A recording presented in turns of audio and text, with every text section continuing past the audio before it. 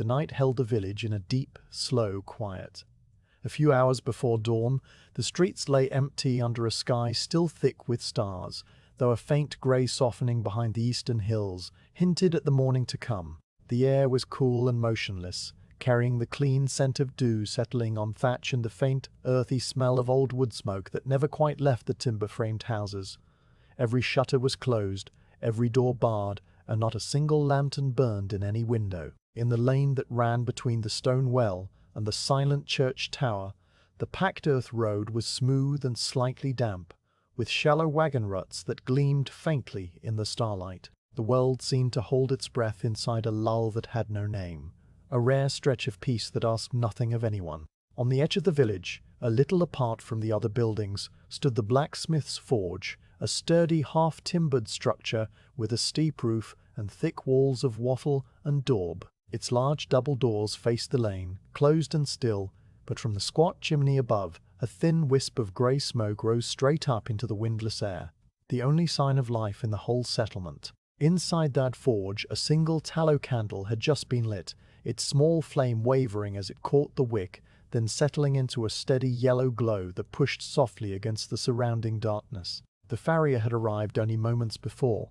stepping in through a side door and latching it behind him with a quiet click. He stood now beside the cold forge, a broad, low hearth of brick and stone, and looked at the banked coals that glowed a dim orange under a crust of fine ash. With a small iron rake, he carefully stirred the surface, breaking the crust and uncovering the deeper heat that had slept through the night.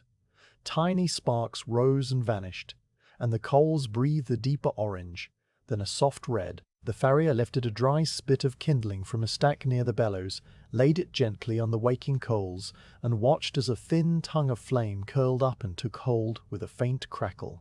He straightened and walked to the wooden shelf where the tallow candle sat in a simple iron holder. The scrape of the holder against the shelf was a low, gritty sound that seemed loud in the hush. From a peg on the heavy timber post, he lifted his leather apron, worn dark and smooth from years of use, and the rustle of the stiff hide was like a long, slow sigh. He slipped the loop over his head, tied the straps behind his back without hurry, and then stood for a moment adjusting the way the apron lay across his chest, settling into the familiar weight of his trade. The forge room began to reveal itself in the candlelight. Thick beams overhead, blackened by decades of smoke, crossed a ceiling lost in shadow. The walls were lined with wooden racks holding lengths of iron bar, strips of flat stock, and heavy coils of chain. On a squat stump near the anvil, a row of hammers rested in ascending sizes, their handles polished by the grip of a hand. The anvil itself stood on a block of oak, its face smooth and faintly luminous where the candle touched it, the horn curving up like a silent question. A leather bucket of water sat nearby, its surface completely still, and beside it a wooden crate held chunks of coke and charcoal ready for the fire. The farrier returned to the forge and began to build up the fire with the slow, practiced rhythm that belonged to the hour before real work starts. He scooped small pieces of coke from the crate with a flat shovel, scattering them over the burning kindling, then paused as the smoke thickened briefly before clearing into a clean, bright flame. He pumped the long wooden handle of the hand bellows with an even motion, its leather lungs sighing in and out, and the fire responded with a low, throaty roar that filled the space. The light in the room shifted from candle yellow to the richer, flickering orange of the forge, and the shadows began to dance gently on the walls. He drew out a length of square bar stock from the rack, hefted it in one hand, and laid it across the bricks at the edge of the fire to begin warming, not yet for shaping, but simply to take the chill from the metal that had rested all night in the cold. While the iron slowly absorbed the heat, the farrier wiped the face of the anvil with a rag that had been dipped in oil, rubbing in long smooth circles that left a faint dark sheen. The smell of the oil mingled with the smoke and the dry scent of heated brick, a workshop smell as old as the craft itself. Every movement carried the quiet patience of a man who had done these things thousands of times. There was no haste in the way he tested the edge of the pritchel with his thumb, no urgency, as he chose a pair of tongs from the hook and set them down beside the anvil with a soft clink. He adjusted the position of the water bucket so that the dipper would be easy to reach, then walked back to the bellows and gave them a few more steady pulls, listening to the fire's note deepen as it grew hotter. The farrier paused and rolled his shoulders once, then stood with his hands resting lightly on the cool horn of the anvil, his gaze drifting across the room. The tallow candle still burned on its shelf, its flame now competing with the stronger light of the forge. Wax had begun to pool around the wick, giving off a faint animal sweetness. Outside, the first hint of true dawn was beginning to turn the sky from black to a deep, hushed grey, though no light yet pushed through the high, small windows. The forge remained a pocket of warmth and orange glow sealed away from the sleeping village. In the lane beyond the closed double doors, nothing moved except perhaps a single bird, too early for song, shifting on its perch under the thatch. The well in the village square stood as it had for generations, a circle of stone with a wooden cap and a rope that hung motionless. The church tower rose in silence, its bell unseen, its clock face a pale disk in the fading starlight. Every roof, every garden wall, every shuttered window seemed held in the same gentle suspension. The farrier drew a slow breath and reached for the first hand tool he would need in the morning's work, a hoof knife with a curved blade worn thin from countless sharpenings. He turned it over in his fingers, checking the edge against the light of the fire, then laid it on the anvil stump with the others. Next came the hoof nippers, heavy and sharp, their joint moving with a smooth oiled motion as he opened and closed them once. The rasp followed, a long flat file with a worn wooden handle, its teeth still carrying a faint ghost of hoof dust from the day before. He tapped it lightly against the heel of his hand to dislodge any loose particles, a soft percussive note that blended with the crackle of the fire. With the tools arranged in order on the stump, the farrier turned again to the forge and checked the iron bar that was slowly soaking in the heat. It had taken on a deep blue-black patina where it lay near the coals, the very beginning of a color change that would eventually climb through cherry red to orange and beyond. But that stage was still far off. He used the corner of the shovel to push a fresh piece of coke into the heart of the fire, then pulled the bellows handle 2 more times, watching the way the air made the coals blush instantly brighter before settling back. Time moved in a thick syrupy way inside the forge. The farrier had no clock and needed none. The morning itself was the measure. He would wait for the iron to come to temperature, just as he would wait for the day to arrive. And in that waiting, there was a kind of rest. He leaned his hip against the edge of the anvil block, folded his arms over the heavy apron, and simply observed the fire. Flames licked around the dark shapes of the coke, tiny blue tongues dancing at the base, and yellow fingers stretching upward. The sound was a soft, continuous rush, punctuated by little settling pops as the fuel shifted.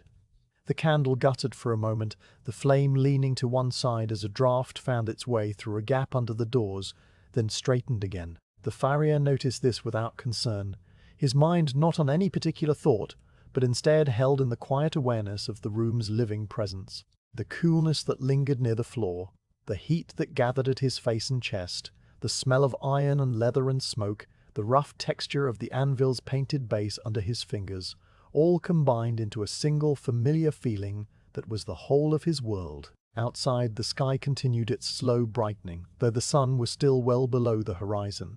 The grey turned first to a pearled silver, then to a soft dove colour near the tree-tops. The thatched roofs of the village began to show their true dark brown, rather than the flat silhouette of night, and the timbers in the half-timbered walls emerged as a pattern of criss-crossed lines against white plaster. A rooster stirred somewhere on the far side of the village, but did not yet crow, perhaps still dreaming of the dawn. The dew on the grass of the common pasture beyond the last cottages was heavy enough to soak the hem of a cloak, and the air was so still that a single fallen leaf, caught in the low branches of a linden tree, hung completely motionless. Inside the forge, the farrier finally moved from his leaning place and lifted the iron bar with the tongs to inspect its color. It was now a dull red where the flame had touched it most directly, the heat creeping along its length in a gradient, from black to red to nearly nothing at the far end. Satisfied that the process was advancing at its own good pace, he laid it back across the bricks and adjusted its position so that the center sat in the hottest part of the fire. Then he walked to the side door, lifted the latch, and pulled it open a hand's breadth, letting in a slice of the cold morning air. The contrast made the warmth of the forge feel deeper, more sheltering. He stood there for a long moment, looking out at the lane that led back to the village centre. Nothing and no one moved. The packed earth was empty, the well cap was still in place, the church door was shut. There was no sound of soldiers, no murmur of distant camps, no booted footsteps on the road that ran beyond the hills. The lull held, as quiet as sleep, and the farrier let it hold him too. He drew the cold air into his lungs, felt it cool the back of his throat, and then closed the door again, turning back to the warm heart of his shop.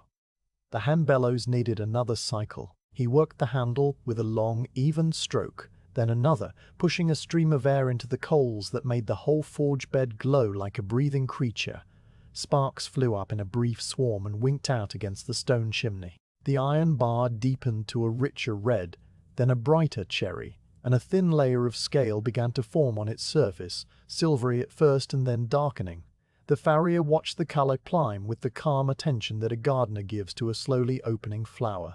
He moved the tongs into a better position on the anvil block, aligning the handles so that he could grip them in a single motion when the moment came. The hoof knife and nippers and rasp waited on the stump, their shadows stretching and shrinking with the flicker of the fire.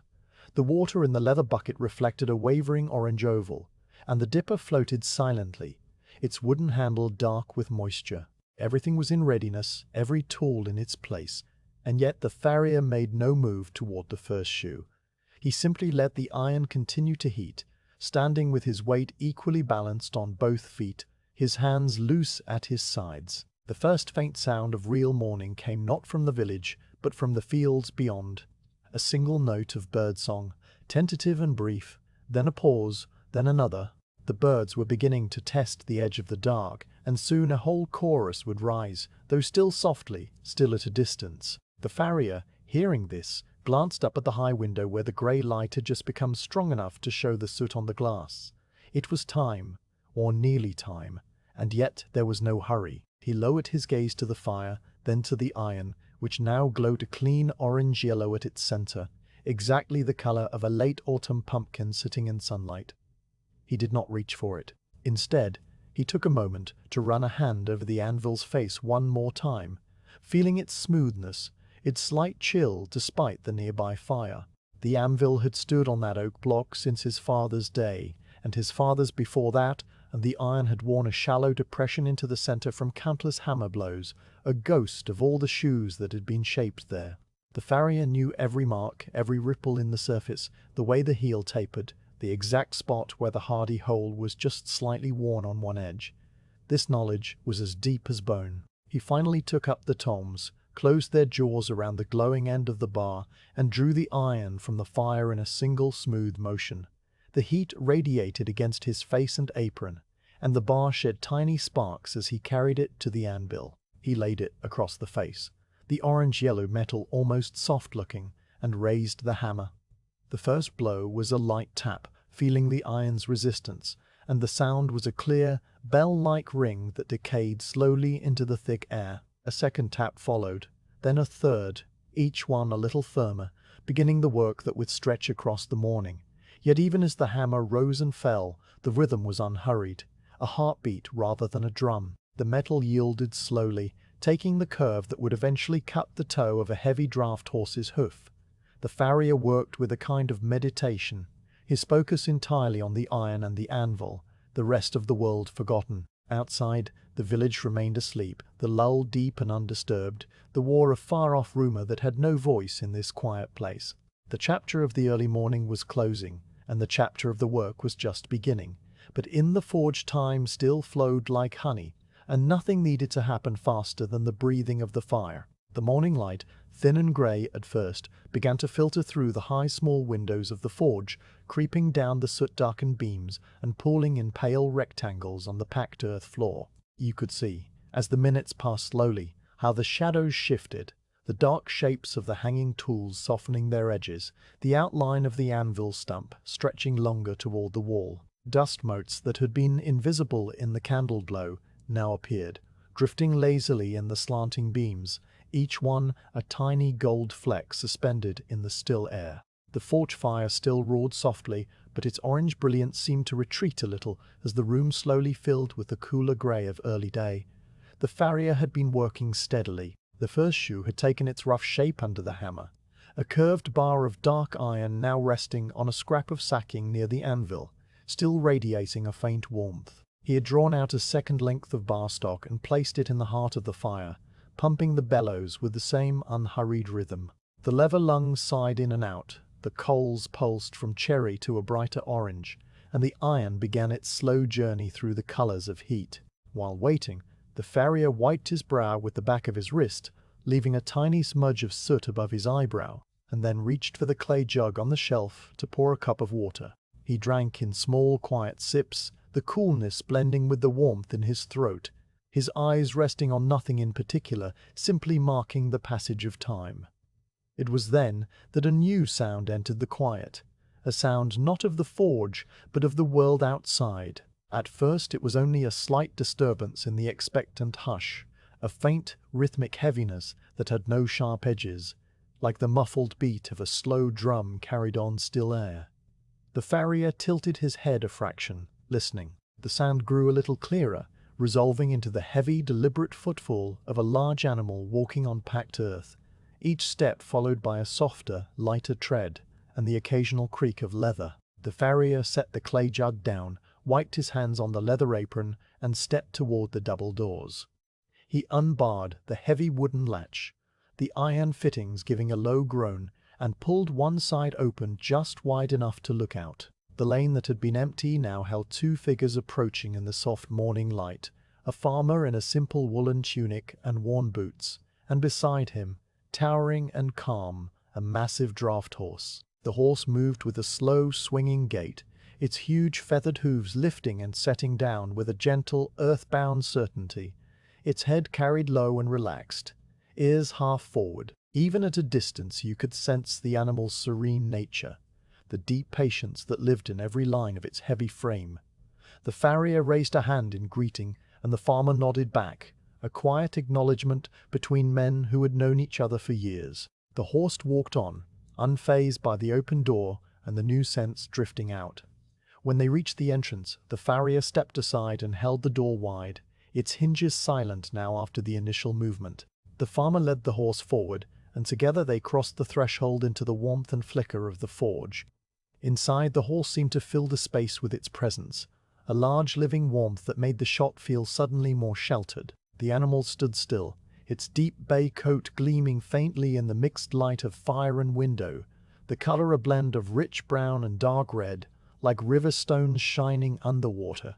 The long mane fell in thick, wavy locks along the crest of the powerful neck, and the tail, thick and coarse, hung almost to the floor, swishing once as the horse settled. The hooves, thick and round, were fringed with soft feathering that cascaded over the coronet band, the hair pale and silky against the darker leg. The farmer untied the lead rope from the halter ring and loosely looped it around an iron ring set into the heavy timber post near the entry, leaving enough slack for the horse to shift comfortably. He gave the broad neck a slow, firm pat, his palm making a soft, hollow sound against the hide, and then stepped back. The farrier closed the door to just a crack, enough to keep the draught gentle but not chilling, and the three of them, 2 men and 1 horse, stood together in the dim, golden quiet. For a long while, no one spoke. The horse exhaled a deep, steady breath through wide nostrils, the air rushing out in a soft, rhythmic plume that lifted a lock of mane and then let it fall.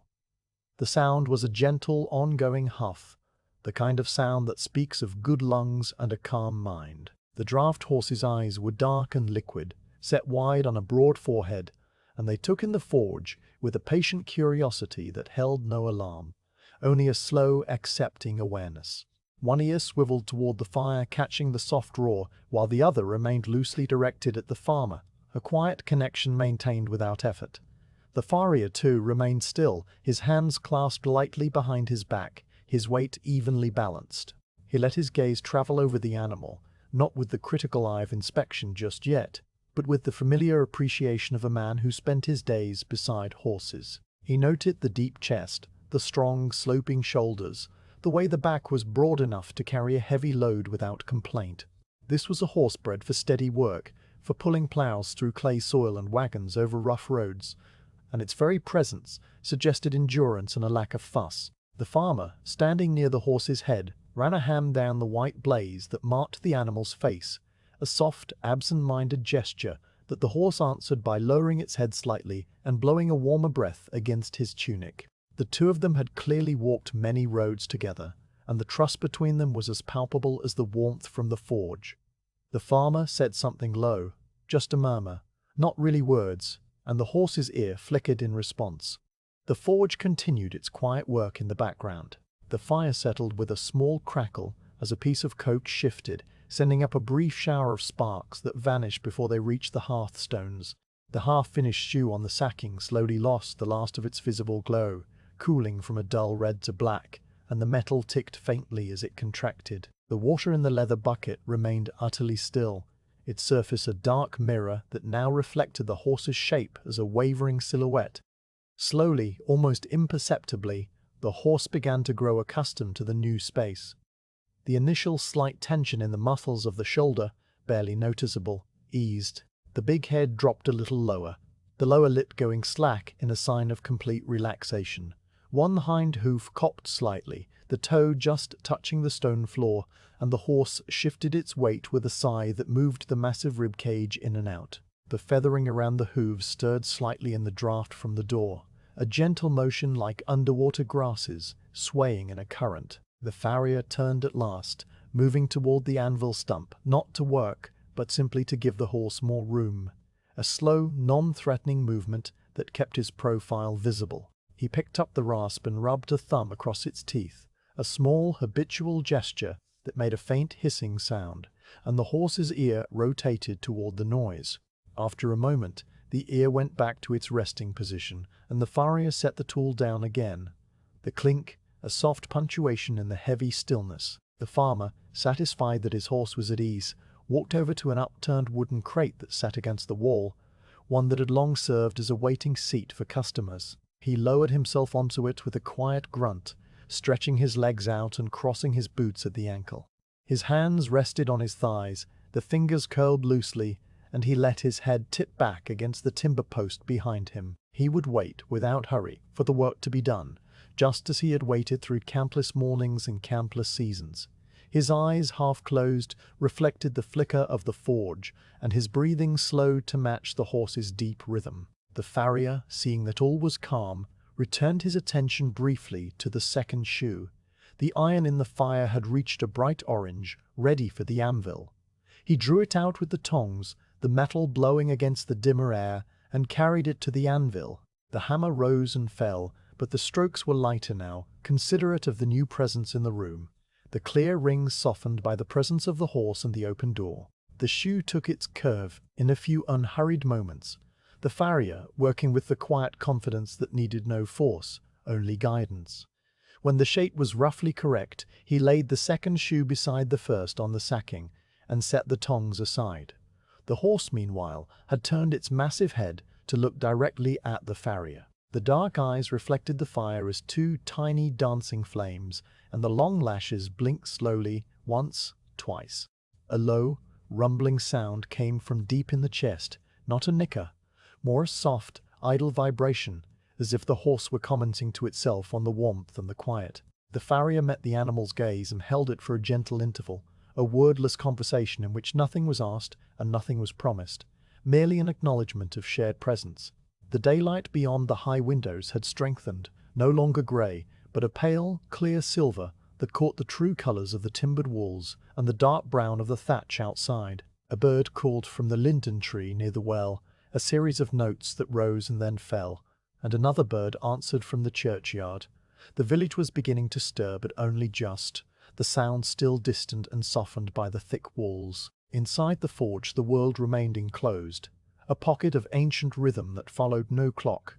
The farrier picked up the clay jug again and drank, then set it down with deliberate care, the ceramic making a dull thud on the wooden shelf. Time seemed to fold in on itself, the minutes losing their shape. The farmer's chin dipped toward his chest, not asleep but deeply at rest. The horse's tail swished at some idle impulse, brushing the stone floor with a whisper. The farrier stood near the anvil, his hands resting on the rough wooden stump, and simply looked at the horse.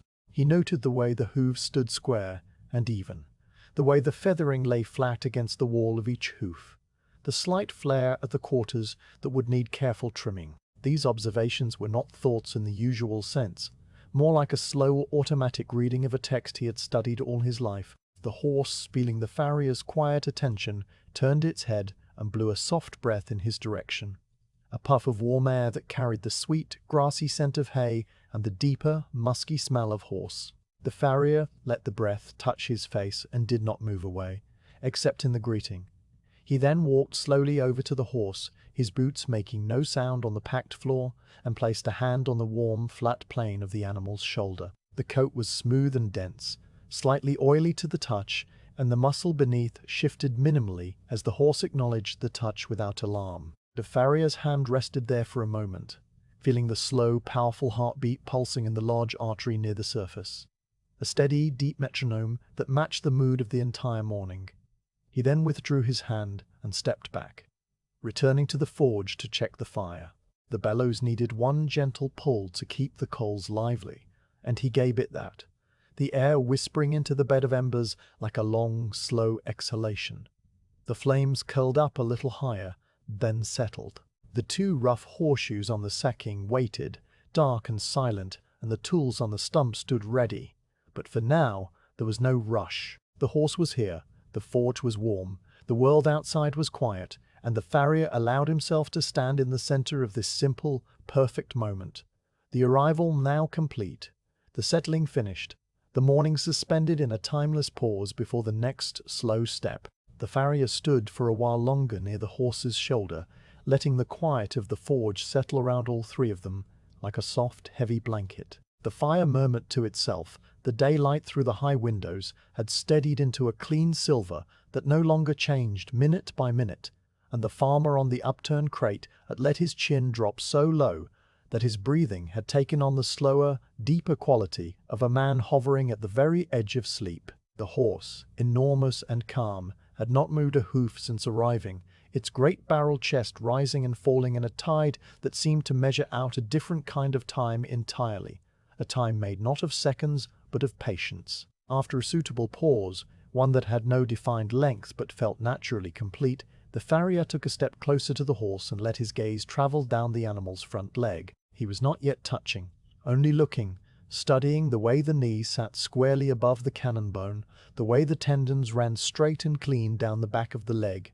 the way the pastern sloped at an angle that promised good shock absorption. The feathering around the hoof was thick and pale, almost white against the dark bay of the leg, and it hung in silky tendrils that stirred faintly whenever the horse shifted its weight by the smallest degree. The farrier made a low sound in his throat, something between a hum and a murmur, a sound that had no words but communicated calm. He placed his palm flat on the horse's shoulder and slowly ran it down the length of the leg, feeling the warmth of the skin through the fine coat, the firmness of the bone, the slight give of the tendon. His hand moved at the pace of a single exhaled breath, steady and unsurprising until it reached the back of the fetlock. There he paused, his fingers resting lightly against the joint, and the horse responded by lifting its front left hoof just a fraction, a cooperative gesture that seemed almost automatic, as if the animal understood the request before it was made. The farrier cupped the hoof in his hand,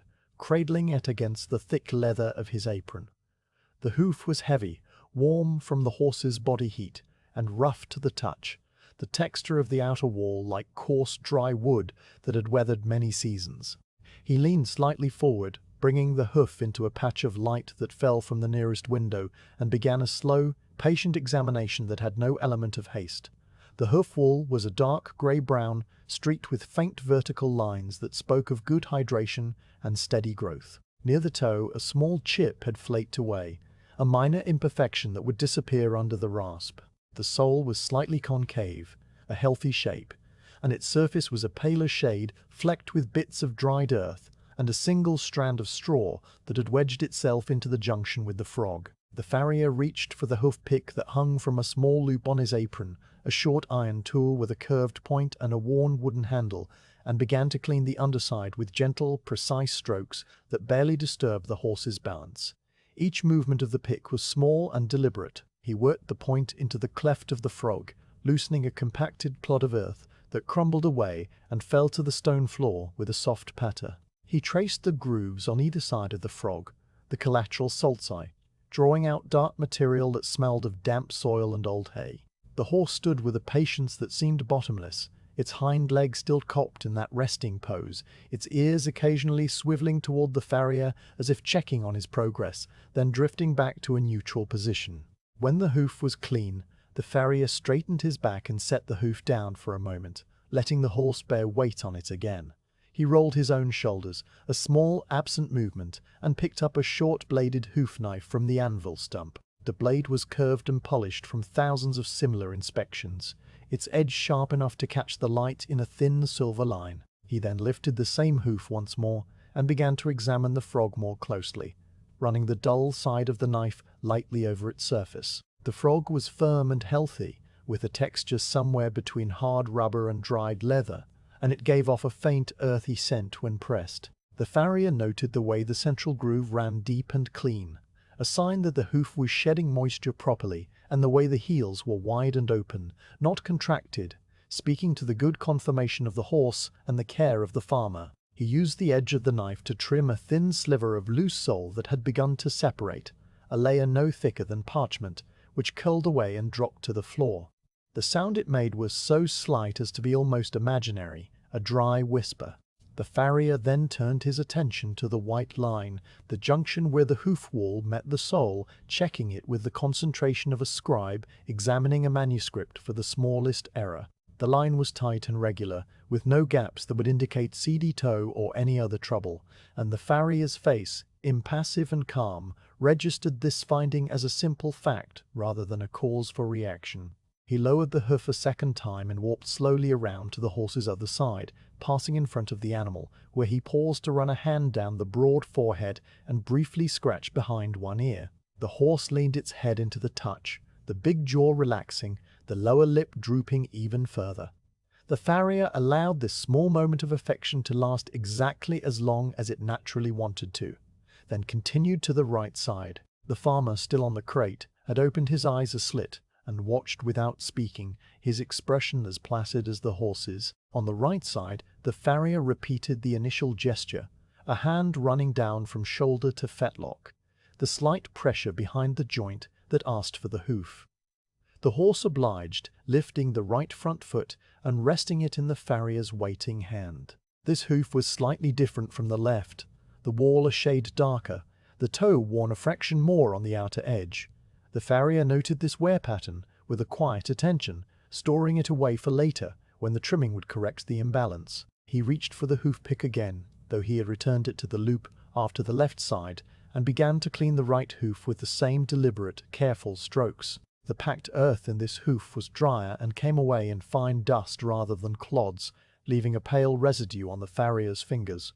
He worked the pick around the bars, those inward folds of the hoof wall that flanked the frog, and found them solid and uninterrupted. The frog on this side was slightly broader, its surface smooth where the left had shown a faint pebbled texture, but both were equally sound. The farrier used the back of the pick to tap lightly on the hoof wall, a series of tiny, hollow knocks that rang softly in the forge, and listened to the pitch. A healthy hoof returned a clear, resonant note, and this one did exactly that, the sound fading slowly into the background noise of the fire.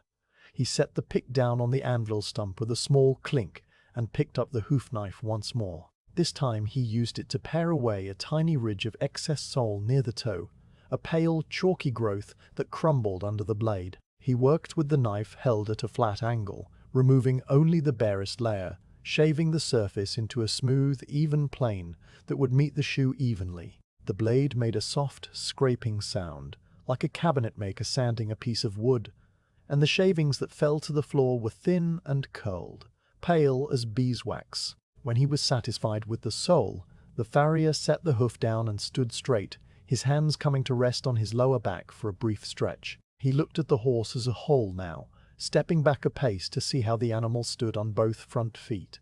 The horse had shifted its weight slightly during the inspection, and now stood perfectly square, the two hooves planted like pillars, the heavy shoulders level. The farrier walked a slow half-circle around the front of the horse, his eyes traveling from left hoof to right hoof and back again, comparing the angles, the wear, the overall balance. There was a slight asymmetry, almost imperceptible unless you had spent a lifetime looking at hooves.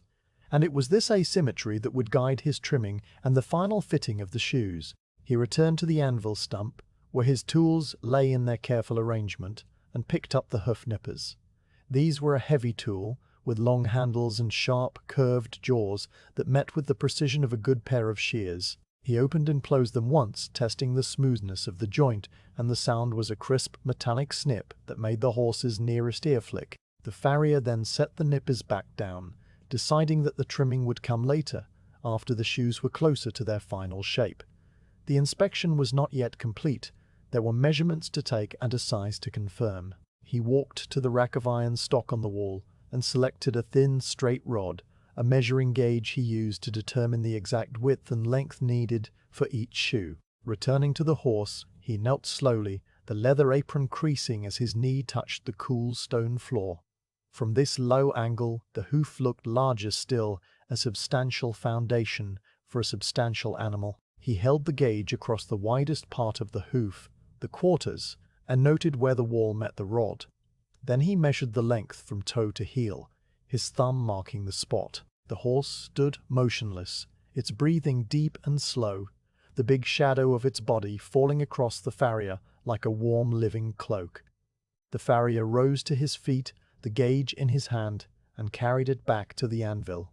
He held it against the rough shoe that was waiting on the sacking, comparing the dimensions with a practiced eye. The shoe was slightly too wide at the heels and needed to be drawn in a little, a fact he noted with a small nod, as if confirming something he had already suspected.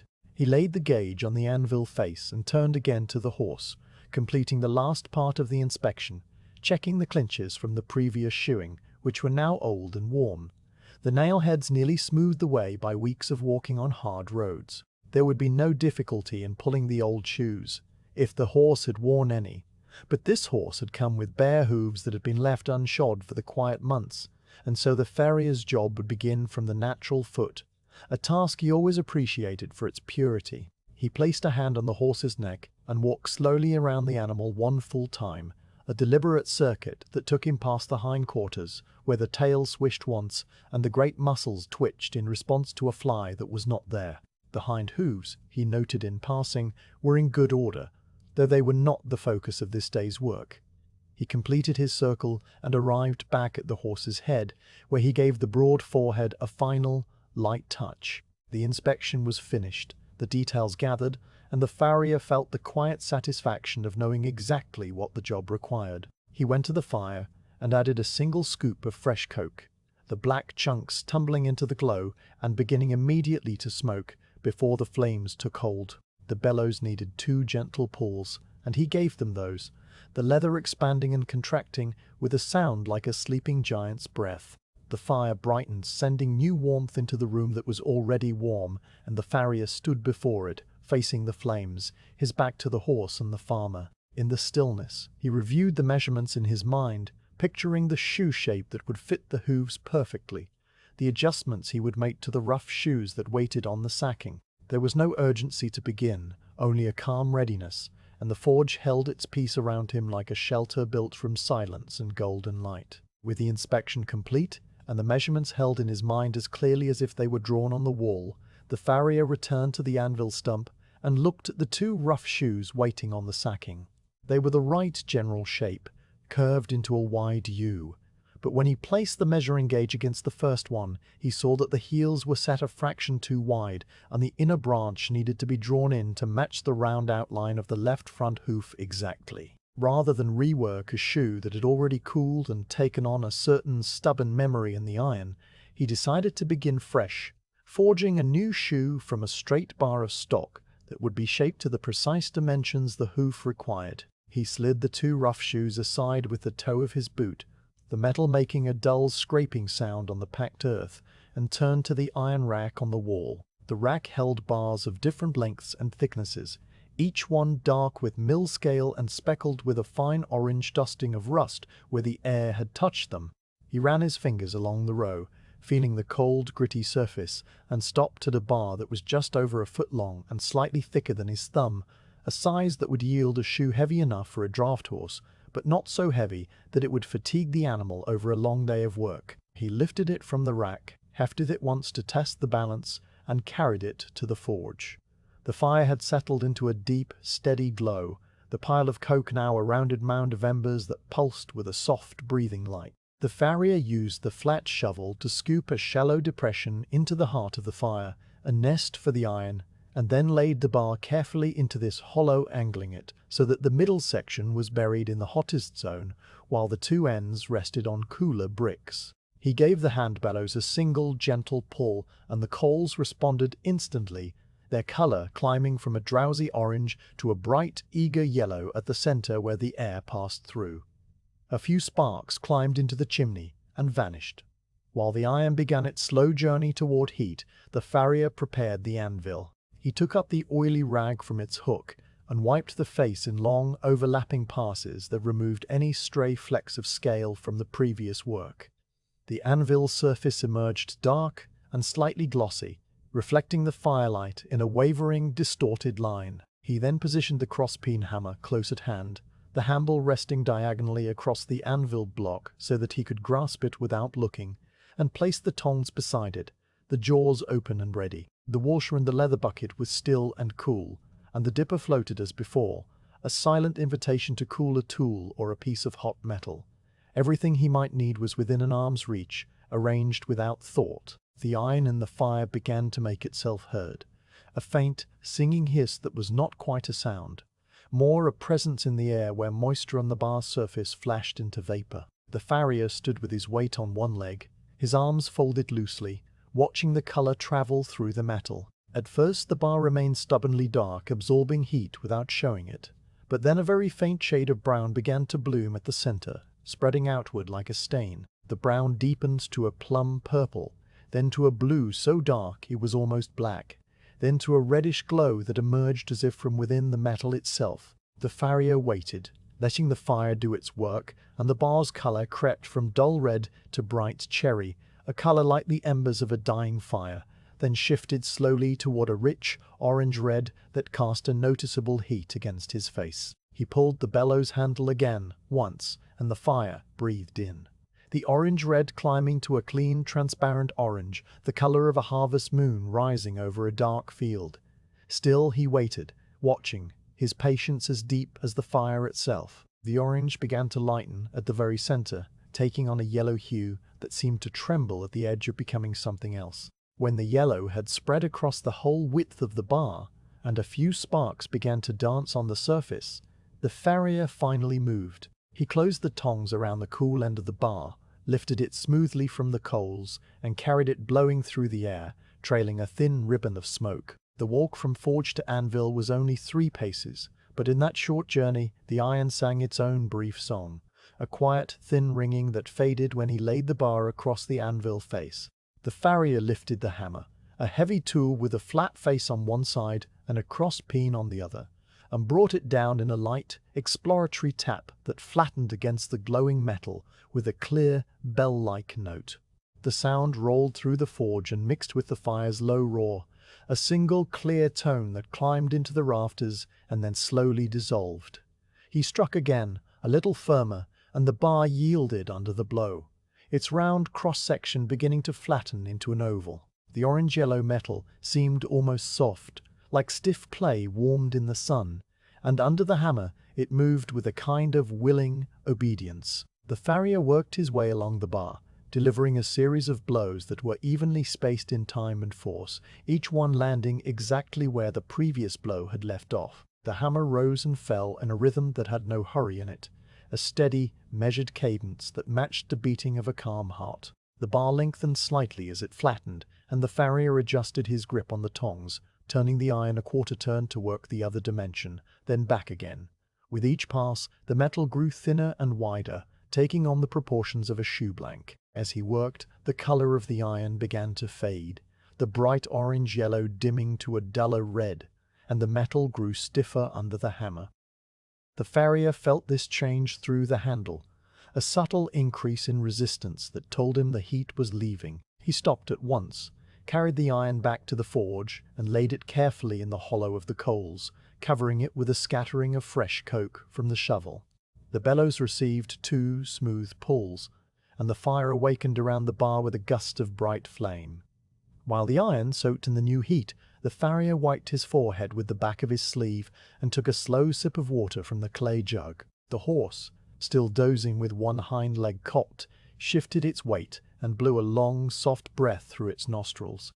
The farmer on the crate had not moved, his eyes now fully closed, his breathing deep and even. The iron reached temperature a second time, the color now a high, clear yellow that was almost white at the edges. The farrier drew it out again, and this time he set to work on shaping the toe bend, the most delicate part of the shoe. He placed the heated section over the rounded horn of the anvil and struck with the crosspeen, drawing the metal downward in a smooth, even curve. The horn of the anvil acted as a mandrel, and the iron flowed around it, the straight bar beginning to assume the familiar crescent outline. The farrier worked from the center toward one side, then reversed the iron and worked toward the other, his blows lighter now, more precise, each one guided by an eye that had done this work for decades. The shoe-to-be took on the shape of a wide, generous U, the branches roughly even, the toe rounded and thick. Before the heat could fade, he quickly returned the iron to the fire for a third warming. The toe was formed, but the heels needed to be drawn down further and the nail holes punched, a task that required a high, even heat. While the iron reheated, the farrier prepared a small wedge-shaped tool called a pritchel, which he set into the hardy hole of the anvil, its sharp point facing upward. The pritchel would be used to punch the nail slots, but that step was still ahead. For now, he simply let the iron climb back to the same clean yellow, the color of sunlight seen through a thin layer of cloud. The third drawing of heat brought the iron to the anvil for the final shaping. The farrier now worked on the heel ends, using the flat face of the hammer to draw them down into a tapered thickness, each heel becoming thinner and narrower at the tip. The blows rang out in a steady pattern, and the horse, accustomed now to the sounds, did not stir. The farrier turned the shoe over and over, checking the thickness with his eye, feeling the balance with his hands. When both heels matched, and the overall width matched the gauge measurement he had taken from the hoof, he set the shoe aside on the sacking, not yet punched for nails, but otherwise complete in its rough form. The shoe would need to cool slowly, and the farrier knew that the best way to achieve this was to leave it lying on the warm floor near the forge, where it would lose heat gradually rather than being quenched in water, which could make the iron brittle. He laid it with care, adjusting its position so that it would not be kicked, and then straightened up, rubbing his lower back with one hand.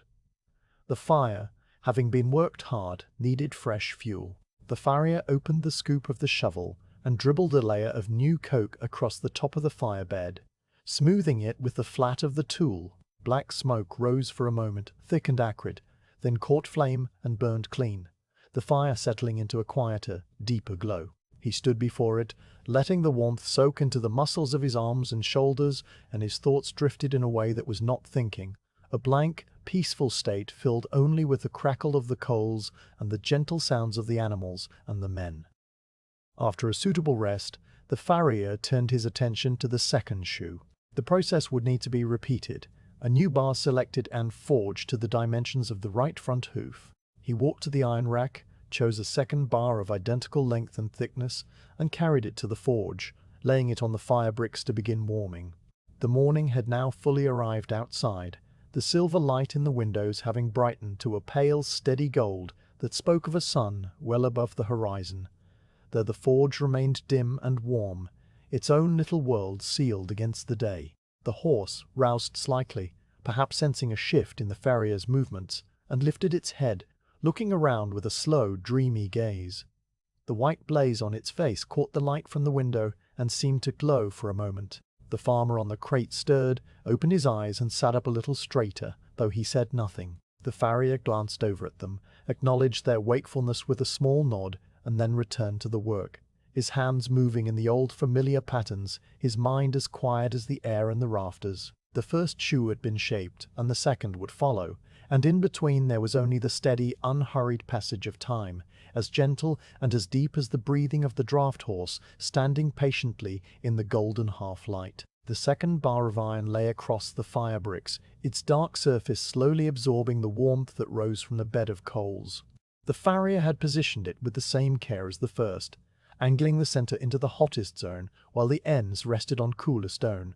And now he stood back, letting the fire do its slow, invisible work. His hands, gloved in nothing but their own calluses, hung at his sides, the fingers slightly curled from the habit of gripping hammer and tongs.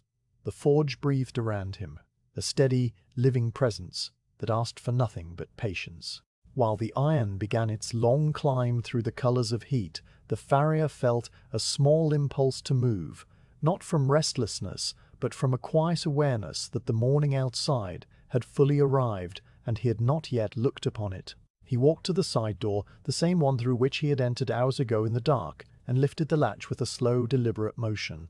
The door swung inward on greased hinges, and a rectangle of bright, pale gold light fell across the packed earth floor, cutting through the dim orange glow of the forge like a clean stroke of paint. He stepped out into the morning, and the change in the air was immediate and gentle. The coolness touched his face and neck, carrying the scent of damp earth drying in the sun, the faint sweetness of wild clover from the common pasture, and underneath it all the clean, empty smell of a sky that had washed itself in dew. The farrier stood just outside the door, his leather apron still warm against his chest, and let his eyes adjust to the brightness. The village lay before him in a state of perfect, sleepy peace.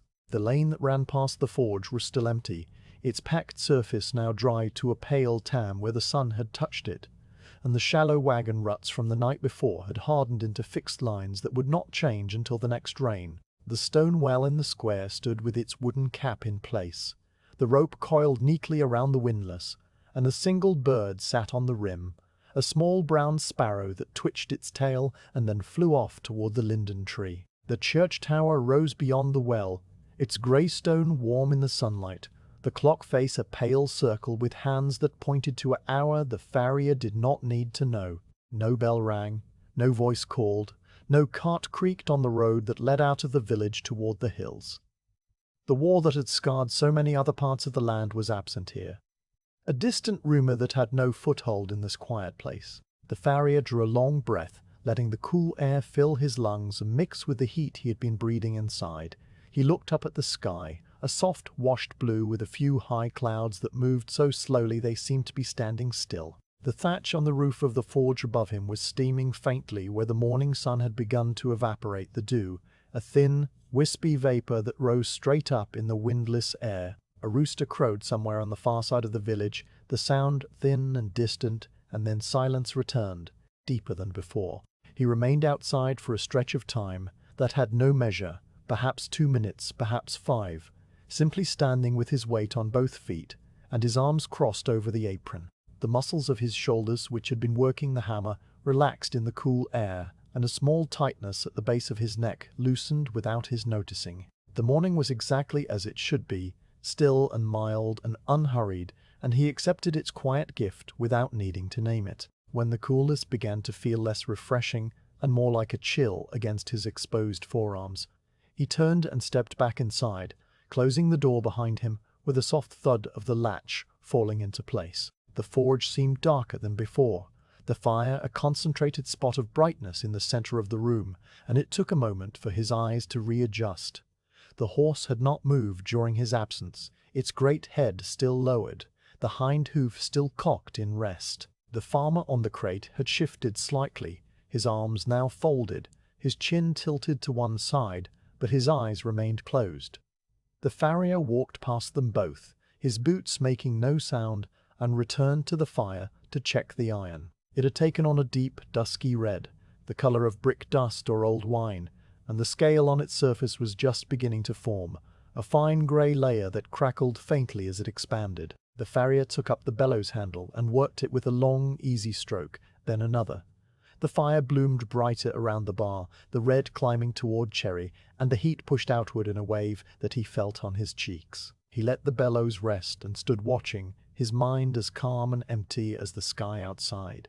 From his position near the fire, he could see the first shoe lying on the sacking where he had placed it.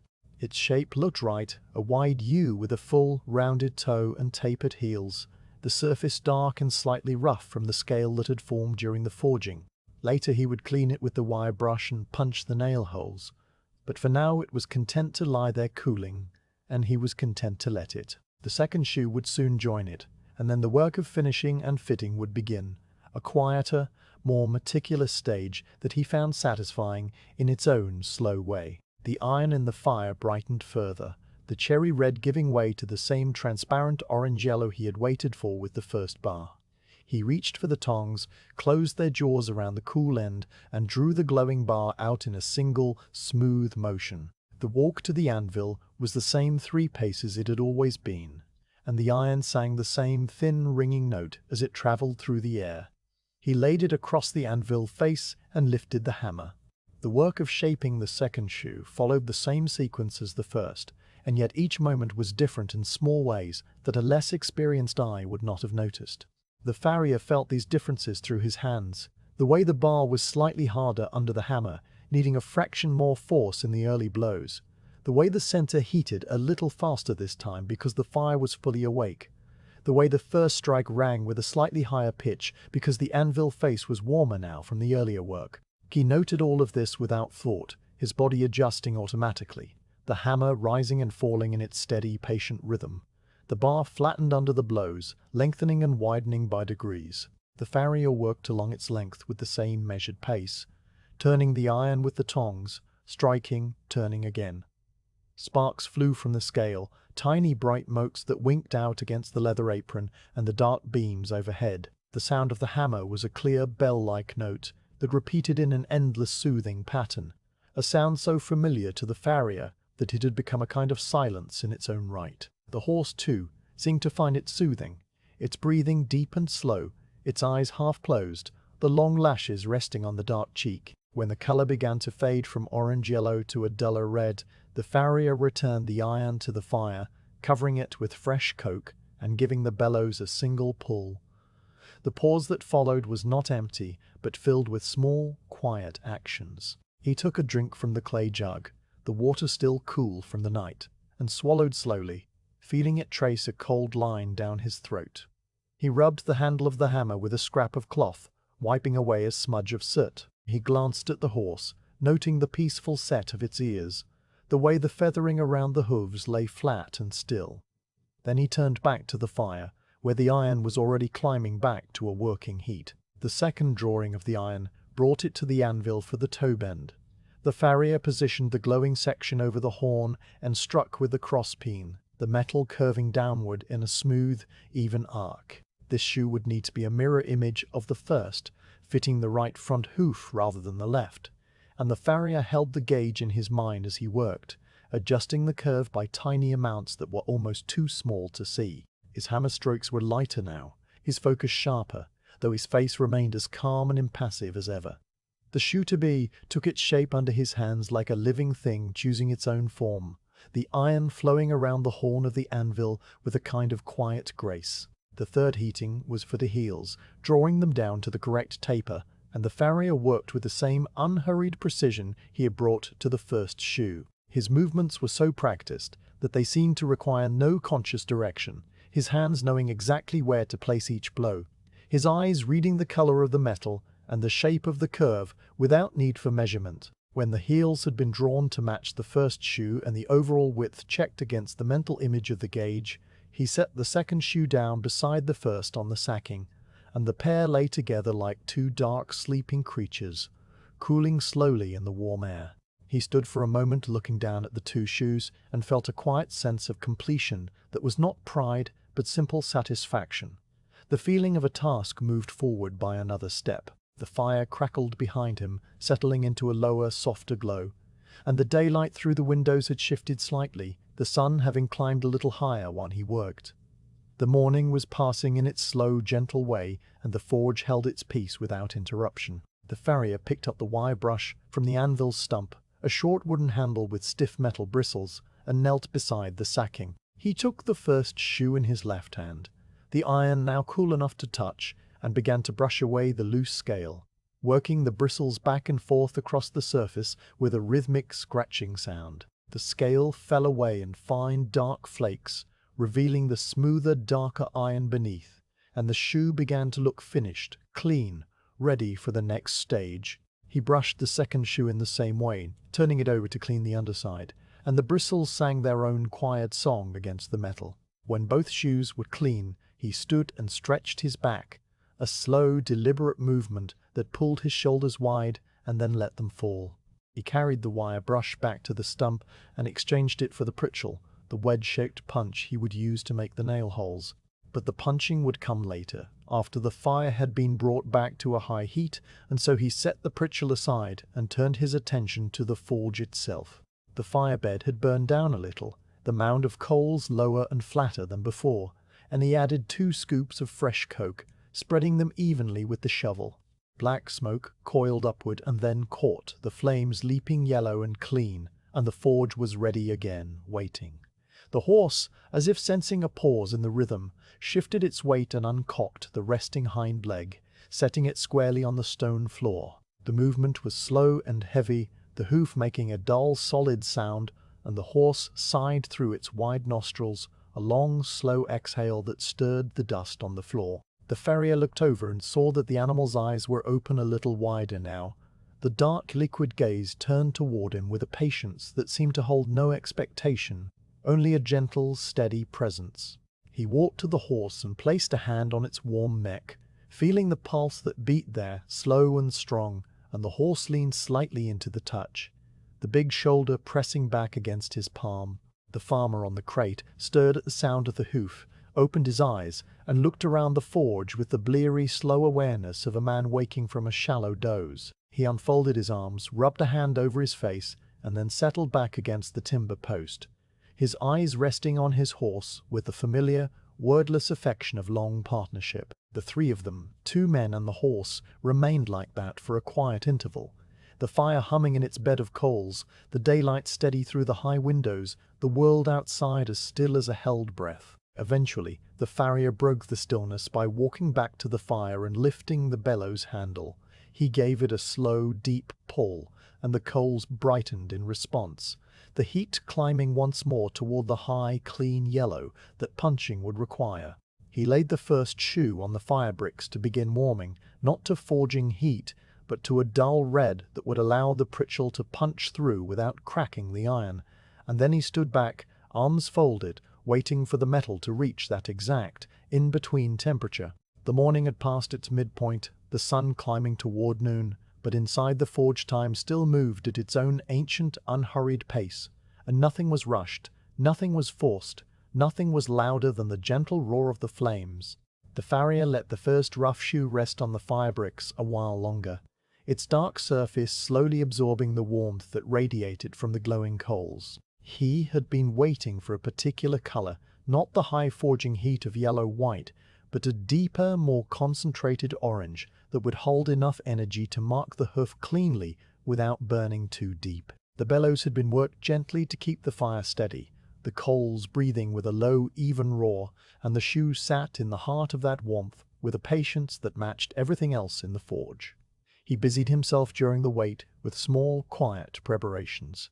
A wooden bucket of cold water stood near the anvil, and he dipped a clean rag into it, wringing out the excess so that the cloth was damp but not dripping, then draped it over the edge of the bucket where it would be easy to reach. The hoof knife and rasp had been set to one side for later, but he checked their edges anyway, running a thumb along the curved blade and the file teeth in a gesture that was more habit than necessity. The horse stood with its weight on 3 legs, the front left hoof lightly resting on the stone floor, the feathering around the coronet band, pale and silky in the combined glow of fire and window light. The farmer, now fully awake, watched with the kind of stillness that comes from long familiarity, his hands resting loosely on his knees. When the shoe had taken on a bright pumpkin orange glow, the farrier judged it ready. He lifted the tongs from the anvil block, clasped the cool heel of the shoe firmly, and drew it from the fire in a smooth, unhurried motion. The metal radiated a wave of heat that shimmered the air above it, and tiny scales of oxide sparkled on the surface like grains of light. He held it at waist height, letting the excess heat roll off for a brief moment, then turned and walked the 3 paces toward the horse, the glowing shoe trailing a thin ribbon of smoke that smelled of hot iron and faintly of the coke it had been resting in. The horse's ears swiveled toward the approaching warmth, and the large dark eye rolled slightly to track the farrier's movement, but the animal did not shift or pull back, its trust as deep and settled as the stone floor beneath its hooves. The farrier stopped at the horse's left shoulder, transferring the tongs to his left hand so that he could use his right to lift the hoof. He placed his palm against the warm, smooth shoulder and ran it down the leg, the same gesture he had made during the inspection, and the horse responded by delicately lifting the front left foot and cupping it back toward the apron. The farrier cradled the hoof against his leather-clad thigh, the heavy mass of it solid and warm, and then brought the glowing shoe forward with his left hand, guiding it carefully toward the bearing surface of the hoof wall. The moment the hot iron touched the clean sole and wall, a thin wisp of smoke curled upward, carrying an aroma that was ancient and unmistakable, the smell of burning keratin, like singed hair or the edge of a horn lantern's flame. Not unpleasant, but deeply earthy. The farrier pressed the shoe firmly against the hoof for a count of perhaps 3 seconds, his eyes fixed on the junction where iron met horn, watching the smoke rise and the hoof wall darken slightly at the points of contact. The horse stood utterly still, not a twitch or a flinch, the great lungs continuing their slow tidal rhythm under the farrier's arm. He lifted the shoe away, and the smoke ceased at once, leaving a faint, ghostly outline of the shoe's shape charred into the bottom of the hoof. The farrier turned the shoe over in the tongs, studying its glowing surface to see where the soot from the hoof had transferred onto the metal, and then looked back at the hoof to read the dark marks left behind. Signs had told him exactly where the shoe was bearing fully, and where a small gap remained. The inner branch near the heel showed a slightly fainter mark, indicating that the curve there was not yet matching the natural round of the hoof, and the toe had contacted a little heavily on the outer edge, a tiny unevenness that would need coaxing with the hammer. He set the shoe back on the anvil face, the tongs keeping it steady, and reached for the damp rag. He pressed the cool, wet cloth against the hoof wall where the shoe had touched, the water hissing softly as it met the residual heat, a sound like a quiet breath. The hoof steamed faintly, the moisture cooling the surface and preventing any deeper burning, and the farrier held the cloth there for a slow, patient interval, letting the heat dissipate into the damp fabric. The horse accepted this cooling touch without complaint, the legs still lifted and relaxed, the feathering around the hoof now slightly dampened and smelling of clean water. The farrier returned the cooling shoe to the fire, laying it gently into the nest of coals and giving the bellows a single, measured pull to bring the temperature back up. While the iron reheated, he took up the hammer and the pritchel, planning the small adjustments he would make before the next fitting. He used the crosspin to tap lightly on the inner branch of the shoe where the contact had been too light, flattening the metal a fraction and spreading it outward, then worked the toe with the flat face to very slightly ease the outer edge. The blows were small and precise, each one a quiet tink, rather than the full ringing note of the forging, the metal warm enough to move under gentle persuasion. The shoe glowed orange again in the fire, and he drew it out for the second fitting. This time, as he carried it to the horse, the smoke from the hot iron curled in a lazy spiral that followed him across the room, and the farmer, watching from the crate, gave a small, approving nod that was almost imperceptible. The farrier lifted the hoof again, the same smooth motion, and pressed the shoe into place with the same firm, steady pressure. Smoke rose once more, a thicker plume this time because the hoof wall still held a trace of moisture from the cooling rag, and the smell of warm horn filled the forge, mixing with the scent of coke and oiled leather. He held the shoe in place a little longer, perhaps 5 seconds, and then removed it and studied the marks with that same focused, unhurried attention. The inner branch now showed a fuller, darker charline. Good contact nearly all the way to the heel, though the very tip of the heel still needed a slight adjustment, a tiny upward turn that would cup the hoof more snugly. The toe was balanced now, the mark even from side to side, and the farrier felt a quiet, internal sense of progress that expressed itself only in the way his shoulders settled a fraction lower. He cooled the hoof again with the damp cloth, the hiss softer this time because the hoof was no longer so hot, and then let the horse's foot rest on the floor while he returned to the anvil. The shoe, still glowing faintly, went back to the fire for a third and likely final heating, just enough to make the heel adjustment. The farrier used the horn of the anvil to curl the tip of the inner heel upward in a smooth incremental bend, checking it against the gauge he still carried in his mind's eye. When it matched the measurement perfectly, a tiny curve no wider than a finger's width, he set the shoe aside on the sacking to cool naturally, its shape now ready for the nail punching that would come after the hoof trimming. The farrier took a step back and allowed himself a slow, full breath, his hands resting on the small of his back as he surveyed the results. The shoe lay dark and quiet on the sacking, its surface smooth and clean, its curve an exact mirror of the hoof it would soon protect.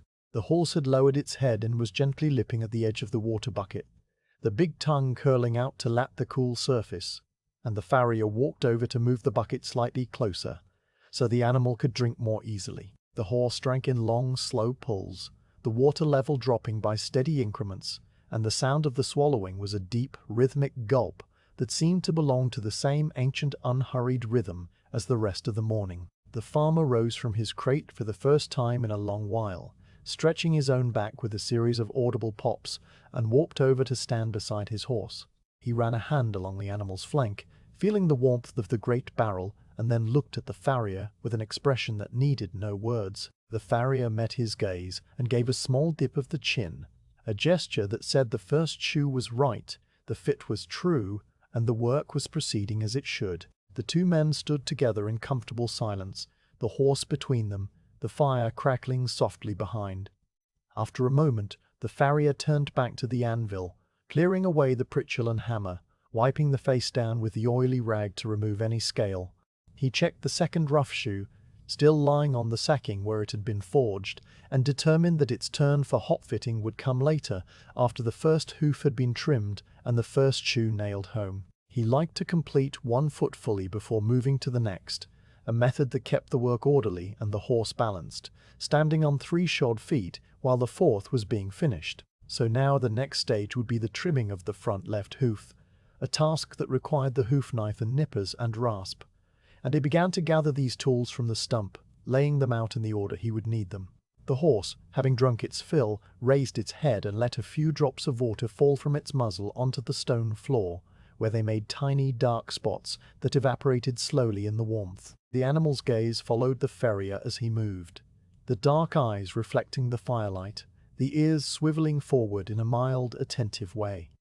The farrier, sensing that gaze, paused in his tool gathering and walked back to the horse, placing a hand on the broad forehead between the eyes. The horse exhaled heavily through its nostrils, a warm gust of air that smelled of water and hay, and the farrier stood like that for a quiet minute, his palm resting against the flat bone, feeling the slow, steady pulse of life that beat beneath the skin. Then he returned to the anvil, picked up the hoof knife, and the next slow stage of the morning's work began. With the first shoe cooled and waiting on the sacking and its shape proven true against the hoof, the farrier turned his full attention to the trimming, a task that required a different kind of focus, slower and more intimate than the forging. He reached for the hoof knife where it lay on the anvil stump, its curved blade catching the firelight in a thin silver arc, and he tested the edge lightly against the pad of his thumb, feeling the fine, sharp bite that would slice cleanly through horn without tearing. Satisfied, he walked to the horse and stood at the left shoulder, the same position he had taken for the hot fitting, and the horse, understanding the routine now, shifted its weight slightly to the right and offered the front left hoof before the farrier even asked. He cradled the hoof against his apron, the heavy mass of it resting on his thigh, and bent forward to bring the sole into the light from the high window. The hoof had been cleaned during the inspection, but small traces of dust had settled back into the grooves, and he took a moment to brush them away with the side of his hand, the dry dirt falling in a fine, pale powder. The sole was a muted grey-brown, the texture firm and slightly waxy, and the frog was dark and resilient, its central cleft deep and clean. The hoof wall rose around it all, a thick, protective rim that had grown out since the last trimming, the outer edge slightly flared and rough where it had worn against roads and stones. The farrier positioned the hoof knife at the edge of the sole where a thin layer of dead, flaking horn had begun to separate from the healthy tissue beneath. He set the blade at a low, flat angle and pushed forward with a gentle, controlled pressure, the steel slipping under the loose layer and lifting it away in a thin, curling strip that peeled back like the skin of a fruit. The sound was a soft, papery rustle, barely audible over the distant murmur of the fire, and the strip of horn that fell to the floor was pale and translucent, catching the light for a moment before settling into the dust. He worked his way around the sole in small, patient arcs, removing only the material that was ready to come away, leaving the firm, living sole undisturbed beneath. The knife moved with the ease of long practice, the farrier's wrist rotating smoothly as he followed the natural contour of the foot. He paused frequently to run a bare thumb over the surface, feeling for unevenness, his touch as sensitive as a scribe's reading a page of braille, and wherever he found a slight ridge or a thin crust of retained sole, he returned with the blade and pared it down flush. The horse stood in perfect stillness, the leg relaxed in the farrier's grip, the large dark eye half-lidded. The farmer, back on his crate, had taken out a small piece of wood and a pocket knife and was whittling something slowly, the thin shavings curling down onto his lap in a quiet, absent-minded rhythm that matched the trimming. When the sole was clean and level, the farrier straightened the hoof knife and used its blunt back edge to gently scrape along the frog, removing a fine, chalky layer that had built up in the grooves on either side. The frog was healthy, broad and firm, and it required very little attention beyond this light cleaning, the dark rubbery surface revealing itself fresh and clean underneath. He blew softly across the sole to dislodge the last loose particles, his breath stirring a tiny cloud of horn dust that sparkled briefly in the window light and then dispersed, and the hoof was now ready for the nippers. He set the hoof knife down on the stump and exchanged it for the hoof nippers, a heavy tool with long wooden handles and sharp, curved jaws that came together with the precision of a good pair of shears. The nippers felt solid in his grip, the handles warm smooth where his hands had held them over hundreds of trimmings, and he opened the jaws wide with a soft, oiled click. The farrier positioned the blades against the overgrown hoof wall at the toe, aligning them so that they would cut across the horn at the correct angle, not too steep and not too shallow, a line that would leave the wall level with the newly cleaned sole. He squeezed the handles together with a steady, even pressure, and the sharp jaws bit into the horn with a dry, crunching sound that was surprisingly soft, more like the breaking of a stale biscuit than anything harsh. A thick, curved section of hoof wall detached and dropped to the floor, landing with a small, solid clatter, and the fresh-cut surface beneath was pale and clean, the tiny tubules of the horn visible as a fine, vertical striation. The farrier repositioned the nippers and took another bite, working his way around the circumference of the hoof in small, deliberate increments, each cut removing a segment of wall no wider than a finger, each one leaving the edge smooth and even. He moved from the toe to the medial quarter, then around to the heel, the nippers opening and closing in a slow, steady rhythm that had the same calm, repetitive quality as the bellows or the hammer. With each bite, the hoof took on a neater, more balanced shape, the flared edges disappearing, the round outline becoming symmetrical and clean. The horse shifted its weight a fraction once, and the farrier paused, waiting, his hand resting on the fetlock until the animal settled again, then resumed without comment. The farmer's whittling knife continued its soft, scraping cadence in the background, and the fire murmured low in its brick bed. The whole forge held in a quiet, industrious peace. The farrier completed the right side of the hoof, and then tilted the foot slightly to address the left side, his body adjusting its position with a small automatic step. The heel needed very little taken off, just a thin paring to bring it level with the rest of the wall, and he used the very tips of the nippers for this, taking the smallest possible bites. When the hoof wall had been trimmed all the way around, he set the nippers down with a satisfied clunk and ran his thumb along the fresh edge, feeling for any high spots or unevenness, nodding once to himself when he found none.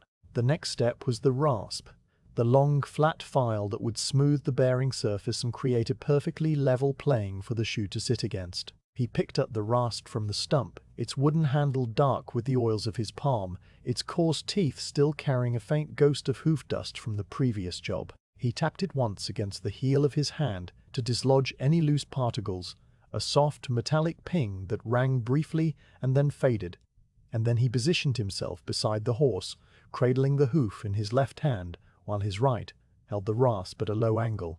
The first stroke of the rasp was a long, smooth pull across the bottom of the hoof wall, and the sound it made was a coarse, rhythmic hiss, like a heavy breath drawn through teeth.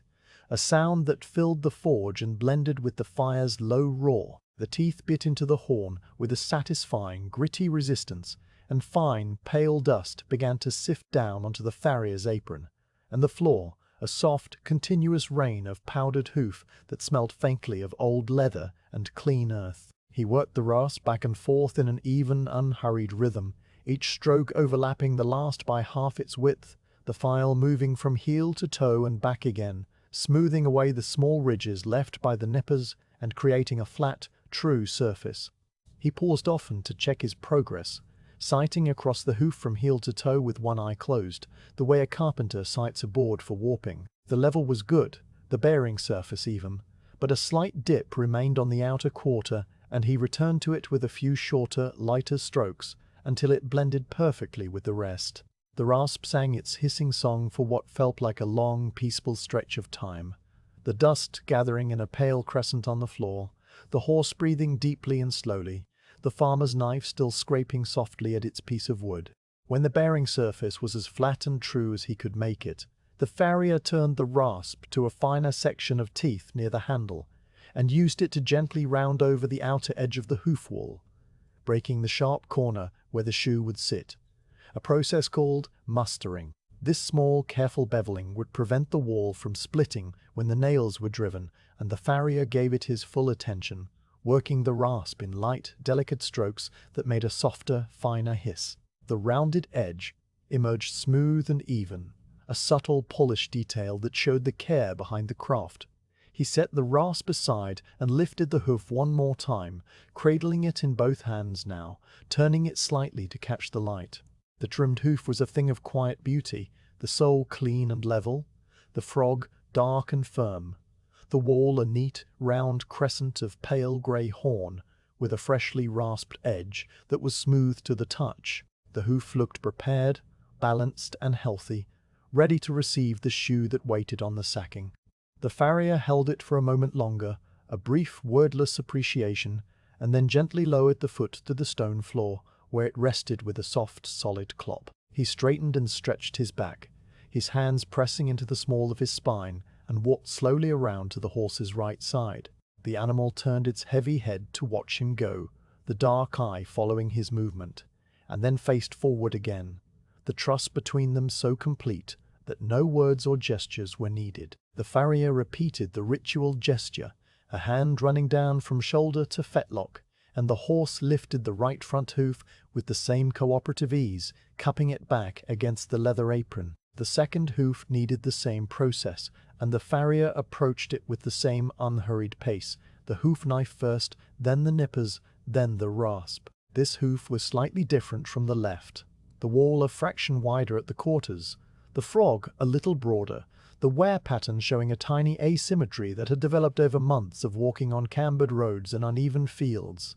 The farrier noted these differences with a calm, automatic attention, and adjusted his trimming accordingly, removing a little more wall from the outer edge to correct the imbalance, leaving the inner edge slightly fuller.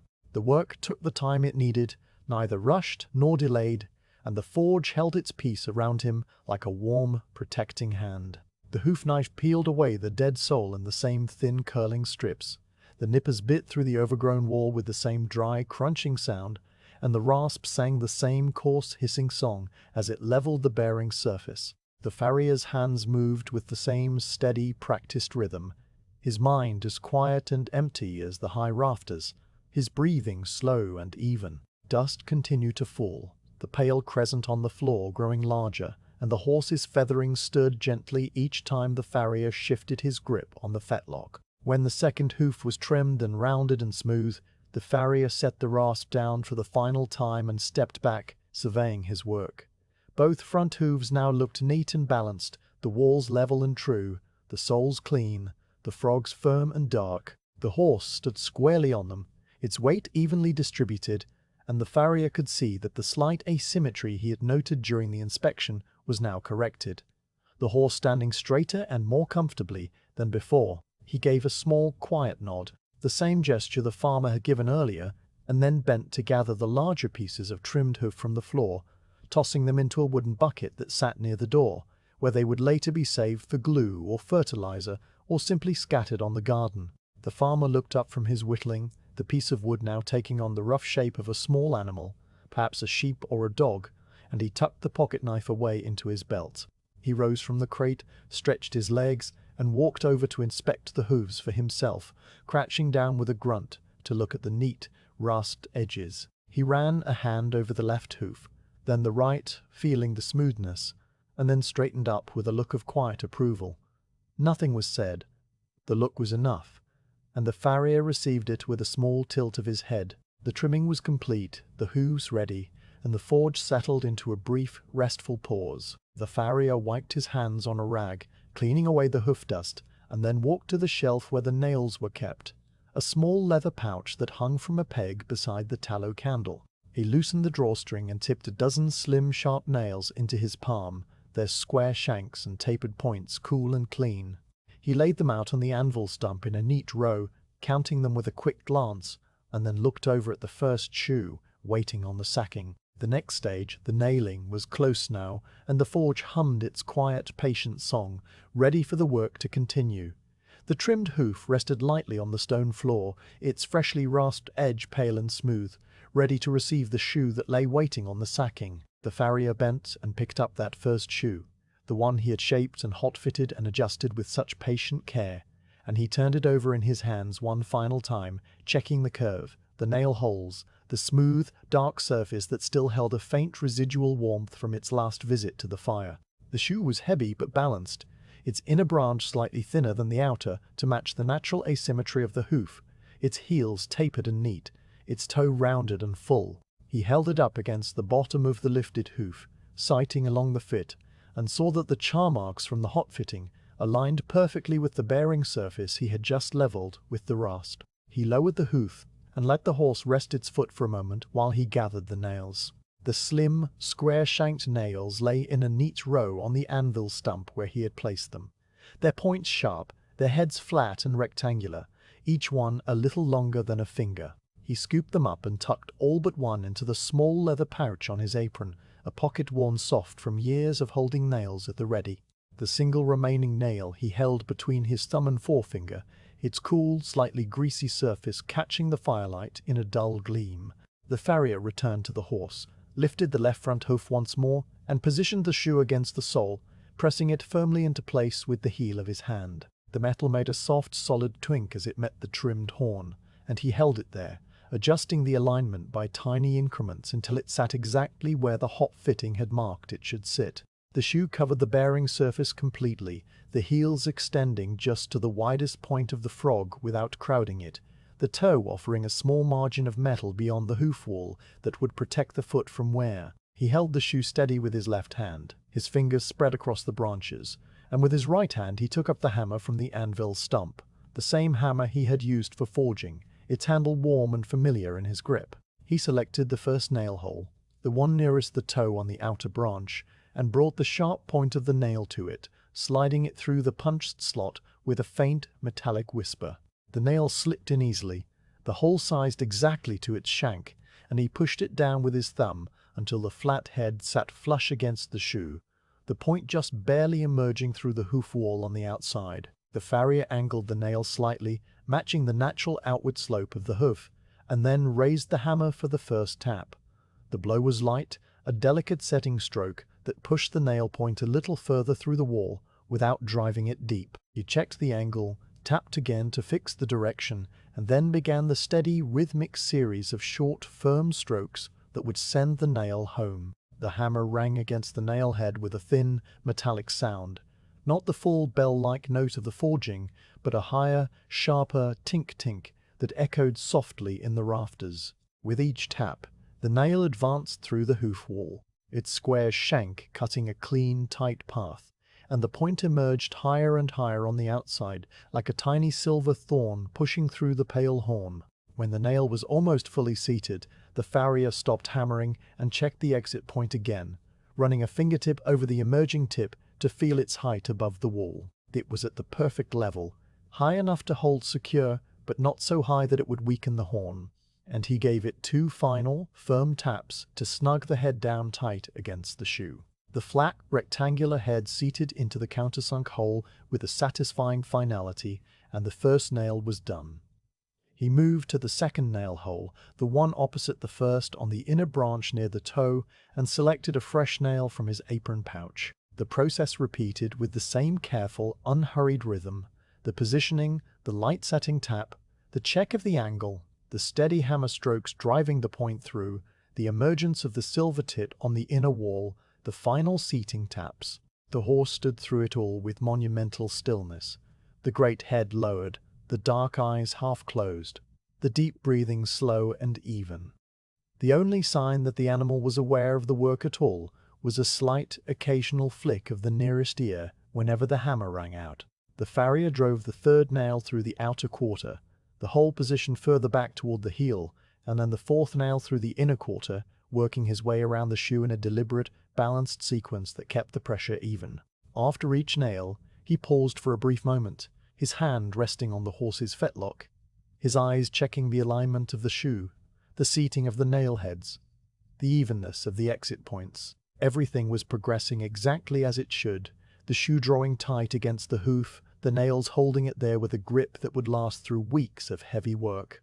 With 4 nails driven, the farrier paused longer, straightening his back and rolling his shoulders. He set the hammer down on the stump and used both hands to gently lower the hoof, letting the horse rest the foot on the stone floor while he prepared for the clinching. The horse shifted its weight slightly, the newly attached shoe making a clean, solid clop as it met the stone, and then settled back into its patient stance. The farmer, still on his crate, had put away his whittling knife and was watching with the calm, attentive gaze of a man who understood every step of the work, his arms folded across his chest. The farrier took up the claw hammer, a different tool from the forging hammer, smaller and lighter, with a split claw on one end, designed for gripping nail points. He also retrieved a small flat block of iron called a clinch block, which he would hold against the nail heads on the underside while he worked the points from above. He walked back to the horse and lifted the hoof once more, cradling it against his apron, and examined the 4 sharp nail points that protruded from the outer hoof wall, each one a tiny bright spike waiting to be transformed. He positioned the clinch block against the underside of the shoe, its flat surface pressing against the nail head beneath, and then brought the claw of the hammer to the first exposed point. With a precise, controlled motion, he hooked the claw under the tip of the nail and twisted the hammer sharply sideways, snapping off the sharp point in a single, clean break. The excess metal fell with a tiny ping onto the stone floor, and the remaining stub, now shortened and blunt, stood just proud of the hoof wall. He repeated this for the other 3 nails, the claw hooking and twisting each time, the severed points collecting on the floor like a scattering of small silver seeds. Now came the clinching itself, the process of bending those remaining stubs over into neat, tight curls that would lock the nail in place and prevent the shoe from ever working loose. The farrier exchanged the claw hammer for a small clinching tool, a narrow, wedge-shaped piece of steel with a cupped face that fit perfectly over the bent stub. He held the clinch block steady under the first nail head and pressed the clinching tool against the stub, levering it downward with a smooth, firm pressure until the metal bent over into a tight, folded curve that lay flush against the hoof wall. The motion was slow and controlled, the steel of the nail yielding gradually, and when he removed the tool, the clinch was a neat, rounded bump of metal that sat snugly against the horn, unlikely to catch on anything or cause any irritation. He worked his way around the 4 nails, clinching each one with the same slow, deliberate care. The clinches emerged in a uniform row along the outer wall, each one a tiny polished curl that gleamed faintly in the firelight. The farrier ran a bare fingertip over each one, feeling for any rough edge or sharp point, and found none. The clinches were smooth, tight, and perfect, the kind of work that would hold fast through mud and stone and long days of pulling. He lowered the hoof and let the horse stand on the finished foot for a moment, then lifted it again for the final step, the rasping of the clinches and the outer edge. He picked up the rasp, the same long file he had used for trimming, and began to smooth the clinches with a few light, careful strokes, blending the metal curls into the hoof wall, so that they became almost invisible, just a faint, regular pattern of silver dots embedded in the horn. The rasp made its coarse, hissing sound, softer now, gentler, and the farrier worked with the slow, even pressure of a sculptor putting the final touches on a piece.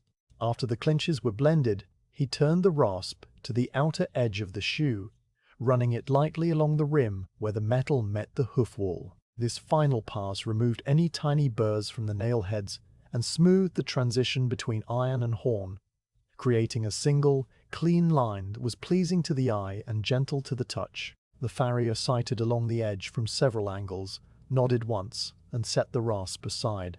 He lowered the hoof to the stone floor for the last time, the finished foot now fully shod, the shoe sitting snug and true against the trimmed sole, the nails seated deep and their clinches neat and secure. The horse seemed to sense that the work on that foot was done, and it shifted its weight experimentally, the new shoe clinking with a clean, musical note that was different from the dull thud of the bare hoof, brighter, more precise. The farrier stepped back a pace, his hands coming to rest on his hips, and looked at the completed foot with the quiet, internal satisfaction that came from a job done right.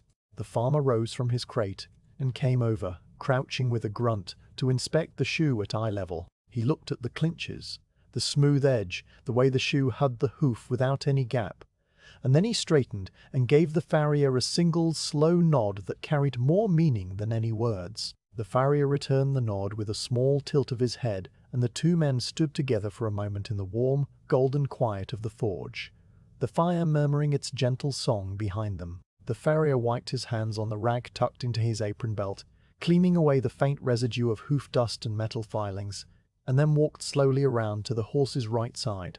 The right front hoof was still bare, trimmed and ready, and the second shoe waited on the sacking where it had been cooling. He picked it up, checked its curve one more time against the memory of the hot fitting, and reached into his nail pouch for the first slim, square-shanked nail. The process would repeat, the same careful sequence of positioning and driving and twisting and clinching, but that was a matter for the next quiet stretch of time, and the farrier was in no hurry to rush toward it.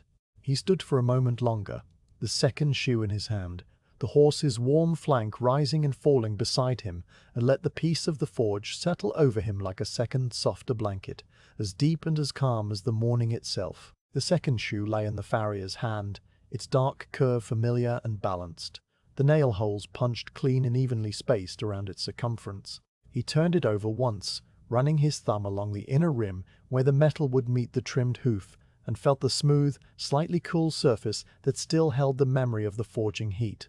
The right front hoof, freshly trimmed and rasped, stood ready on the stone floor, and the horse waited with that same bottomless patience, the great barrel chest rising and falling in a tide that measured a different, slower kind of time. The farrier walked to the horse's right shoulder and placed his palm against the warm, smooth coat, a greeting as much as a signal, and the horse responded by shifting its weight to the left and lifting the right front hoof without being asked. He cradled the foot against his leather apron, feeling the solid, living warmth of it, and brought the shoe up to the bearing surface, pressing it into place with the heel of his hand. The shoe seated against the trimmed wall with a soft, solid contact, and he held it there, adjusting the alignment by tiny, almost imperceptible increments, his fingers spreading across the branches to keep the pressure even while his eyes sighted along the curve. This hoof was a little different from the left, a fact he had noted during the trimming and now accounted for as he positioned the shoe. The right hoof was slightly wider at the quarters, the flare just a finger's breadth more pronounced, and the shoe, which he had forged to match this shape during the earlier work, sat neatly into that wider curve. The heels extended to the exact point where the hoof wall met the bars, and the toe offered the same small margin of protective metal beyond the wall. The char marks from the hot fitting, faint and ghostly against the pale horn, confirmed that the alignment was true, and the farrier gave a small, quiet nod, a private acknowledgement of the fit. He reached into the leather pouch on his apron and drew out the first nail, its slim, square shank cool between his finger and thumb. The nails for this hoof were a fraction longer than the ones he had used on the left, selected from a different compartment in the pouch where he kept the larger sizes for heavier walls. He brought the point to the outer toe hole and slid it through with that familiar, faint metallic whisper, pushing it down until the flat head seated flush against the countersunk slot. The point emerged through the hoof wall on the outside, a tiny silver tip against the pale horn, and he tilted the angle slightly to match the natural outward slope, his hands adjusting with the automatic precision that came from years of repetition. The hammer rose and fell in its steady, light rhythm. The first stroke was the setting tap, delicate and precise, a tiny tink that fixed the nail in its path. The second stroke sent the point a little further through the wall. The third and fourth and fifth blended into that familiar series of short, firm blows, the hammer ringing against the nail head with a high, clear note that echoed softly in the rafters and then dissolved into the warm, thick air. The horse's ear swiveled once toward the sound, then relaxed, and the farrier continued, his eyes fixed on the emerging point, tracking its progress through the horn with the same calm, focused attention he had given every step of the morning. When the nail was almost fully seated, he paused and checked the exit height against the wall, running a bare fingertip over the tiny silver tip to feel its position. It was perfect, high enough to hold secure, and he gave it 2 final firm taps that snugged the head down tight. The flat, rectangular head seated into the punched hole with a satisfying finality, and the first nail of the second shoe was driven. He worked his way around the shoe in the same deliberate, balanced sequence he had used on the left foot, choosing a nail for the inner toe, then the outer quarter, then the inner quarter.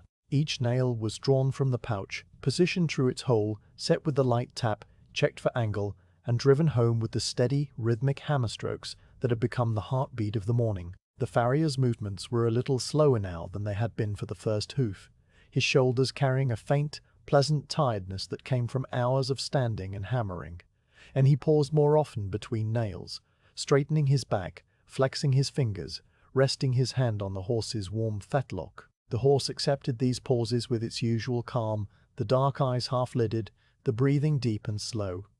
The forge had changed around them while the work progressed. The light through the high windows was no longer the pale silver grey of early morning, but a fuller, warmer gold that fell in thick, slanted beams, catching the dust motes in slow, swirling suspension. The air had grown heavier, more dense with the accumulated warmth of the fire, and the farrier's apron was dusted with a fine, pale powder from the rasping. The farmer on the crate had shifted his seat several times, his back now resting against the timber post, his eyes still watching with that calm, attentive patience that never wavered. Outside, the village had stirred into its quiet midday routines. A distant voice calling, a door closing somewhere, the faint, far-off barking of a dog, all of it muffled and softened by the thick walls, until it became just another layer of the forge's deep, enveloping quiet. With the fourth nail driven and the shoe held firm against the hoof, the farrier set down the hammer and lowered the foot, letting the horse rest it on the stone while he prepared for the clinching. The shoe clinked against the floor with a clean, solid note, twin now to the sound the left foot made, and the horse shifted its weight, testing the feel of both shod front feet together for the first time. The farrier took up the claw hammer and the clinch block, the smaller, lighter tools that would finish the work, and then crouched beside the right hoof, lifting it once more and cradling it against his apron. The 4 nail points protruded from the outer hoof wall in a neat, evenly spaced row, each one a tiny, bright spike of excess metal. He positioned the clinch block against the underside of the shoe, its flat, smooth surface pressing against the nail head beneath, and brought the claw of the hammer to the first point. The claw hooked under the tip, and with a sharp, controlled twist of the wrist, he snapped off the excess in a single clean break. The severed point fell with a tiny silver ping onto the stone floor, landing among the others that had been scattered there from the first hoof, and the remaining stub stood proud of the wall, short and blunt, waiting to be shaped. The clinching itself followed, the slow, careful bending of each stub into a neat, tight curl. The farrier used a different clinching block for this hoof, a slightly larger one with a wider face that matched the heavier wall, and he worked each nail with the same deliberate, gentle pressure, levering the stub downward until the metal folded over into a smooth, rounded bump that lay flush against the horn. The action was slow, almost tender, the steel of the nail yielding gradually under his hands, and when he removed the tool, the clinch was tight and even, a tiny curl of polished metal that would hold fast through mud and stone and the long, steady pull of the plough. He worked his way around the 4 nails, clinching each one with the same care he had given the first hoof, and then set the claw hammer and clinch block aside, exchanging them for the rasp. The rasp sang its soft, hissing song one more time, the coarse teeth smoothing the clinches into the hoof wall, blending the silver curls into the horn, until they were nearly invisible, just a faint, regular pattern of dots embedded in the pale surface. The farrier's strokes were light and precise, the file moving in short, careful passes that removed only the barest layer, and when he was satisfied, he turned the rasp to the outer edge of the shoe, running it along the rim to smooth any tiny burrs and create that clean single line where metal met horn.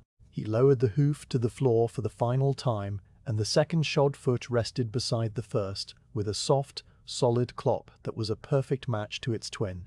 The farrier stepped back, straightening fully, his hands coming to rest on his lower back as he stretched the tired muscles there. He stood with his weight balanced on both feet, the rasp still in one hand, and simply looked at the horse standing now on 2 finished front feet. The shoes dark against the pale stone, the nails seated deep, the clinches neat and smooth.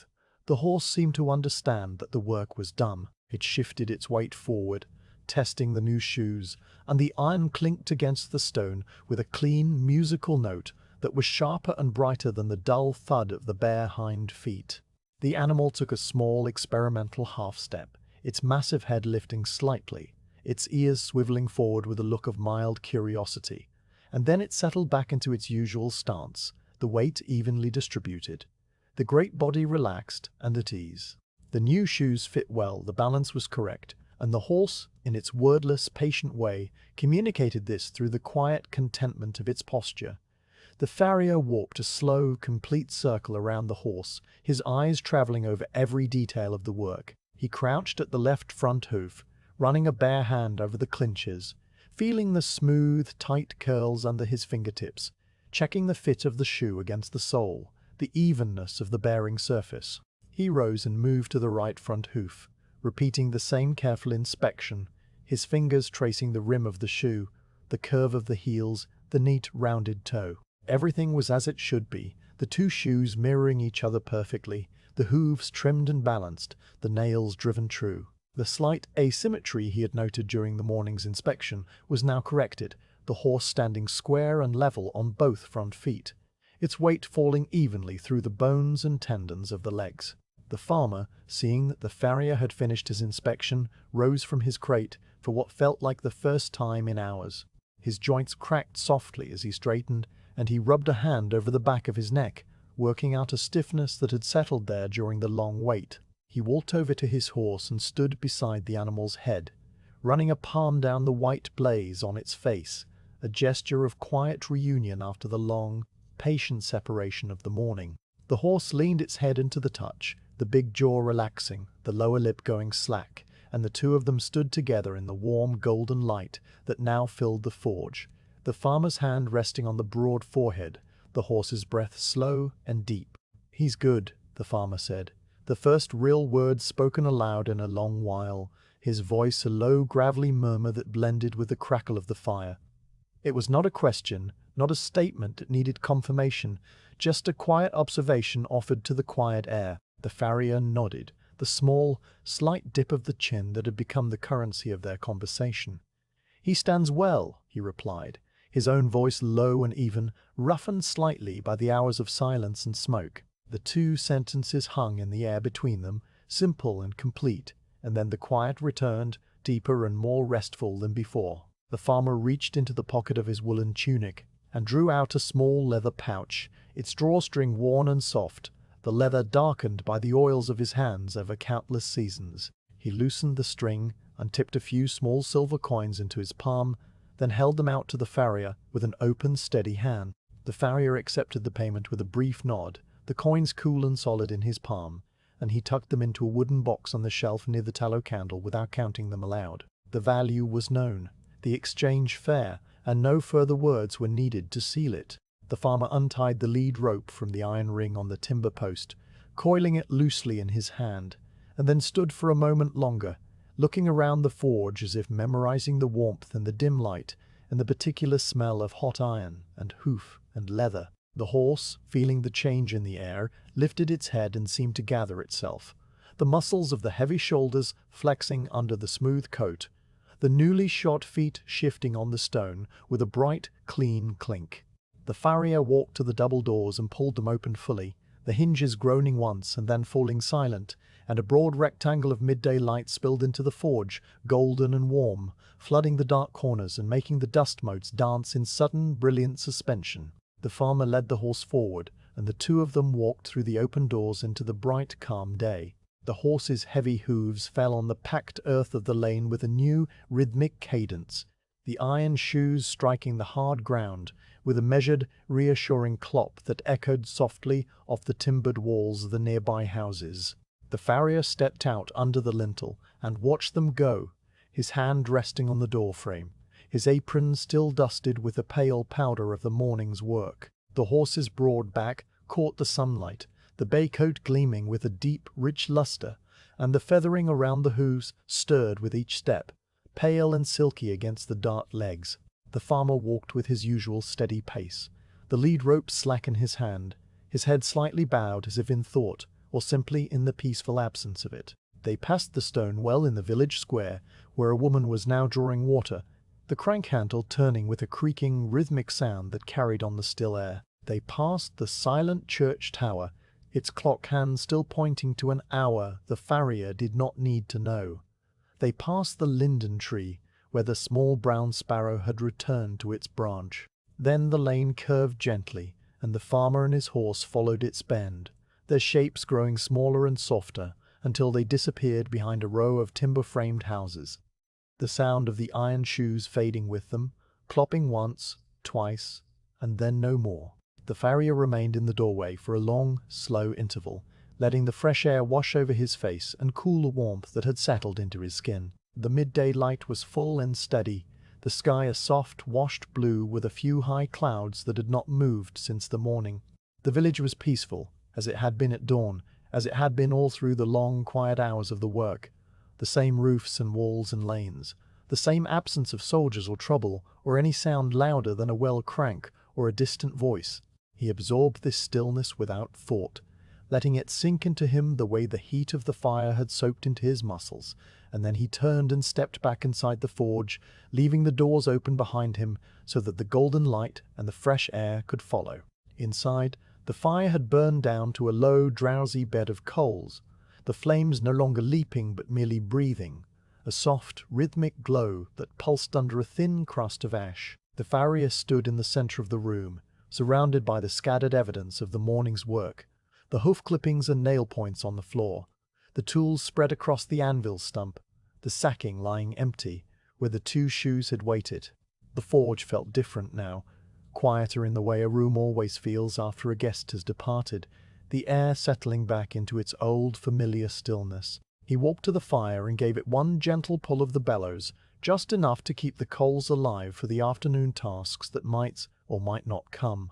And then he straightened and looked around the space one more time, his gaze moving slowly from the anvil to the tool rack to the high, shadowed rafters, his face as calm and unreadable as it had been in the dark hour before dawn. The farrier stood in the center of the forge, alone now, the double doors still open behind him and the midday light falling in a broad golden sheet across the packed earth floor.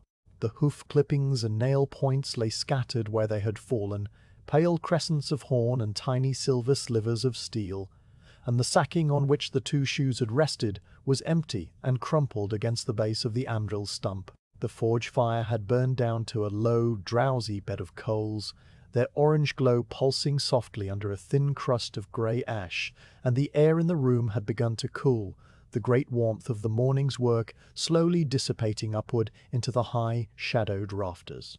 He let the quiet settle around him for a long, slow interval, his hands resting on his hips, his weight balanced evenly on both feet. The morning had been full of steady, patient labor, the kind of work that left a pleasant, tired hum in the muscles of the shoulders and back, and he stood in that feeling without needing to move past it. The forge felt different now, as rooms always do after the work is finished and the company is gone, the silence deeper, the space somehow larger, the air holding only the fading scent of hot iron and hoof, and the faint, sweet smell of the tallow candle that still burned on its shelf.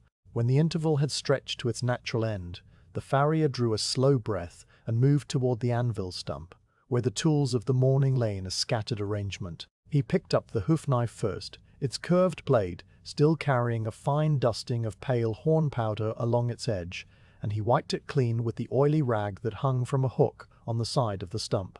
The blade emerged dark and gleaming, the edge still sharp, and he turned it once in the light from the open doors before laying it carefully in the shallow wooden drawer where it lived, a drawer lined with a scrap of old leather that cut the tool and kept it from shifting. The hoof nippers came next, their sharp jaws slightly open, the joints still moving with that smooth, oiled motion. He wiped them down with the same rag, removing the small traces of hoof that clung to the blades, and then closed the jaws with a soft, precise click and hung the nippers on their peg on the near timber post.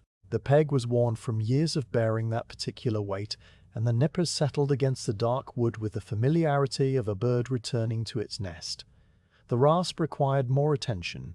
Its coarse teeth were packed with the fine, pale dust of the trimmed hooves, and he took a stiff wire brush from the shelf, a smaller version of the one he used on the iron, and worked it back and forth across the file's surface with a rapid, scrubbing motion. The dust fell away in a fine, pale shower, catching the sunlight as it drifted down, and the teeth emerged clean and sharp, their cross-hatched pattern glinting faintly. He tapped the rasp once against the heel of his hand to dislodge the last particles, then hung it on its own peg, beside the nippers, the long wooden handle dark with the accumulated oils of his palm. The forging hammer, heavy and solid, was wiped down with slow circular passes of the rag, the flat face and the crosspeen polished to a dark, muted shine. He checked the handle where it met the head, feeling for any looseness or crack, and found none, the wood still tight and secure. The hammer went onto its hook above the anvil, the hook that was set higher than the others because the hammer was the tool he reached for most often, and it swung slightly as he released it, then settled into stillness. The pritchel and the smaller clinching tools were gathered from where they had been left on the anvil face, each one wiped clean of scale and hoof dust, inspected briefly, and returned to their places in the shallow drawer or on their respective hooks. The farrier worked through this gathering and cleaning with the same steady, unhurried pace he had brought to every other task of the morning, his hands moving without haste, his mind as quiet and calm as the cooling air. Each tool had its place. Each place had its tool, and the ritual of returning them was as old and familiar as the work itself. When all the hand tools were put away, he turned his attention to the anvil. The face was dusted with a fine layer of scale and hoof powder, and he wiped it down with the oily rag, working in long, overlapping passes that left the surface dark and slightly glossy, the shallow depression in the center gleaming like a still, black pool. He inspected the horn and the heel, checking for any burrs or rough spots, and found none, the old iron smooth and true, despite the thousands of hammer blows it had absorbed over the decades. The hardy hole was clear, the pritchel having been removed and stored, and he ran a finger around its rim to make sure no scale had lodged there. The leather bucket of water was still half full, its surface now slightly cloudy from the hoof dust that had settled into it during the trimming.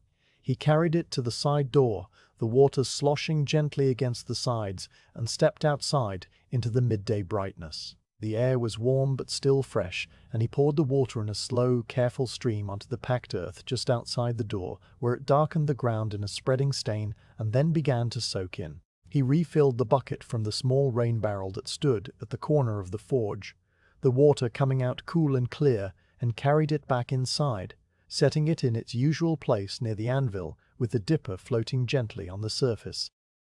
The floor needed sweeping. He took up the broom from its corner, a sturdy wooden handle with bristles of bound twigs that had worn down into a soft, angled edge from long use, and began to work his way across the room in slow, steady strokes. The bristles gathered the hoof clippings, the nail points, the fine dust of the rasping, and the scattered flakes of iron scale, drawing them into a neat, growing pile near the double doors. The sweeping made a soft, rhythmic hiss that matched the cadence of the rasp, a sound of tidying and closure, and the farrier moved with it, his feet shifting in small, even steps, his body relaxed into the familiar motion. He swept the pile into a wooden dustpan, then carried it to the bucket near the side door where the hoof clippings from earlier had been collected. The bucket was now nearly full, a mixture of pale horn and dark iron and fine grey dust, and he made a mental note to scatter the contents on the garden behind the cottage later, where the horn would break down into the soil and feed the next season's vegetables.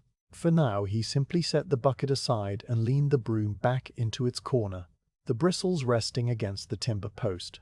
The forge fire still pulsed under its blanket of ash, the coals a deep, drowsy red that needed tending before he could leave. He took the straight poker from its hook and stirred the ash crust, breaking it open to reveal the glowing heart beneath, and then added a single scoop of fresh coke, spreading it evenly over the top. The coke began to smoke, and then caught, small blue flames flickering at its edges, and he worked the bellows handle with 2 gentle, measured pulls to settle the new fuel into the bed. The flames rose and steadied, and the fire was banked, ready to hold through the afternoon and into the evening, ready to be stirred to life again whenever it was next needed.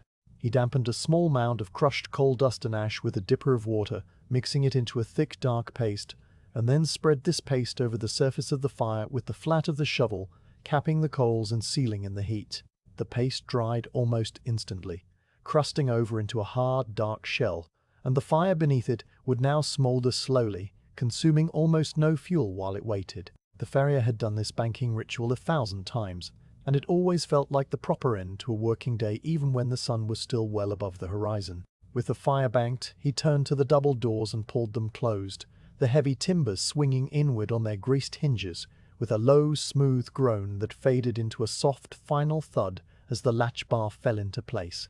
The bright rectangle of midday light vanished, and the forge settled into a dim, warm twilight, lit only by the single tallow candle and the faint, ruddy glow that seeped through the cracks in the fire cap. The space was clean, the tools hung, the floor swept, the fire sleeping, and the farrier stood in the center of it all with a quiet sense of order restored. He walked to the shelf where the tallow candle burned, its flame now small and steady, the wax pooled around the wick in a liquid ring. He cupped his hand behind the flame and blew softly, a single gentle breath, and the flame leaned to one side, flickered once, and then went out with a thin wisp of smoke that curled upward and vanished into the shadowed rafters. The smell of the extinguished wick was faintly sweet and slightly bitter, the last scent of the morning's work, and it hung in the air for a moment before the coolness of the closed room absorbed it. He untied the leather apron, the straps releasing with a soft, familiar rustle,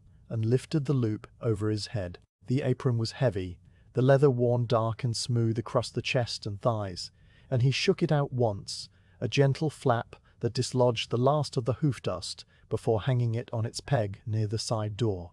The peg was wide and sturdy, set into the timber post at shoulder height, and the apron settled against the dark wood with the comfortable, rumpled look of a thing that was exactly where it belonged. He walked to the basin that sat on a low stool near the side door, a simple clay bowl filled with water that had been drawn from the well the evening before. He dipped his hands into the water, which was cool and slightly stale from sitting overnight, and scrubbed them together slowly, working the soot and the fine metal dust from the creases of his knuckles and the lines of his palms. The water darkened with the dirt of the morning, and when his hands were clean, he dried them on a rough linen cloth that hung from a peg beside the basin.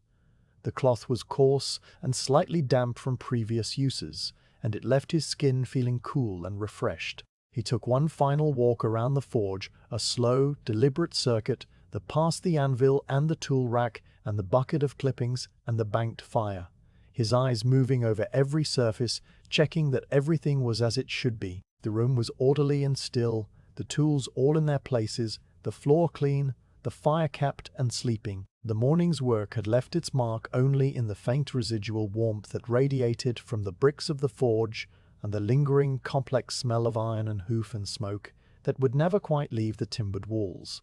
Satisfied, he walked to the side door, the same door through which he had entered in the dark hours before dawn, and lifted the latch.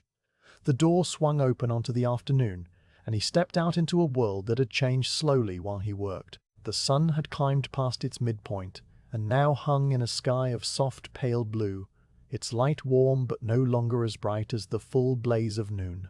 The shadows of the buildings had shifted, stretching eastward across the lanes, and the air was mild and still, carrying the scent of dry earth and wild clover and the faint, distant smoke of other hearth-fires in other chimneys. He closed the side door behind him, the latch falling into place with a small, definitive click, and stood for a moment in the quiet lane. The village was peaceful, as it had been at dawn. The same roofs and walls and shuttered windows, the same absence of soldiers or trouble, or any sound louder than the distant murmur of a voice or the creak of a well crank. The stone well in the square was unattended now, the windlass still, and the church tower rose in its usual silence, the clock hands moving too slowly to see, marking a time that had no urgency. The lull that had held the village for so long still held, deep and unbroken, and the farrier accepted this peaceful fact without needing to reflect on it. He turned and walked slowly along the lane, his boots making a soft, even rhythm on the packed earth, the sound clean and unhurried. He passed the timber-framed houses with their thatched roofs and their small, tidy gardens, and he passed the linden tree where the sparrow had long since flown. The air was warm on his face and cool in the shadows, and his body felt pleasantly used, the muscles of his arms and back humming with the memory of the hammer and the rasp. He walked with his hands loose at his sides, his gaze resting on the familiar details of the village without fixing on any one thing, his mind as quiet as the sky.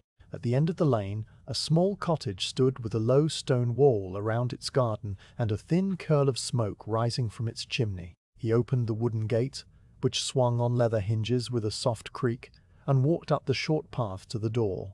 The garden was tidy, rows of vegetables and herbs growing steadily in the afternoon light, and the clay pot of marigolds sat on the doorstep, their orange heads turned toward the sun. He paused on the threshold, looking back once at the village, the lane, the distant shape of the forge with its chimney standing quiet against the pale sky, and then he stepped inside and closed the door gently behind him. Inside the forge, the silence settled into every corner. The banked fire breathed under its cap of ash and paste, a slow subterranean glow that no eye could see. The tools hung on their pegs in the dimness, the anvil stood dark and patient on its oak block, and the high rafters held the fading warmth of the morning in their soot-darkened beams. The hoof clippings in the bucket were still, the water in the leather bucket was still, the tallow candle on its shelf was still and cool, a thin curl of smoke the only testament that it had once been lit. Outside, the afternoon continued its slow, imperceptible slide toward evening. The shadows lengthened by fractions too small to notice, the light shifted from gold to a softer, mellower tone, and a few birds began to sing again, testing the quiet after the long, warm silence of midday. The village remained in its peaceful lull, the same ancient rhythm holding everything in its gentle, unhurried hand, and the forge stood closed and dark, waiting. It held the memory of the morning's work in its walls, the echo of the hammer and the hiss of the rasp, the trust of the horse and the patience of the farmer, and it held all of it in a stillness that was as deep and as restful as sleep itself. The farrier in his cottage sat down at a simple wooden table near the hearth, where a small fire burned clean and bright.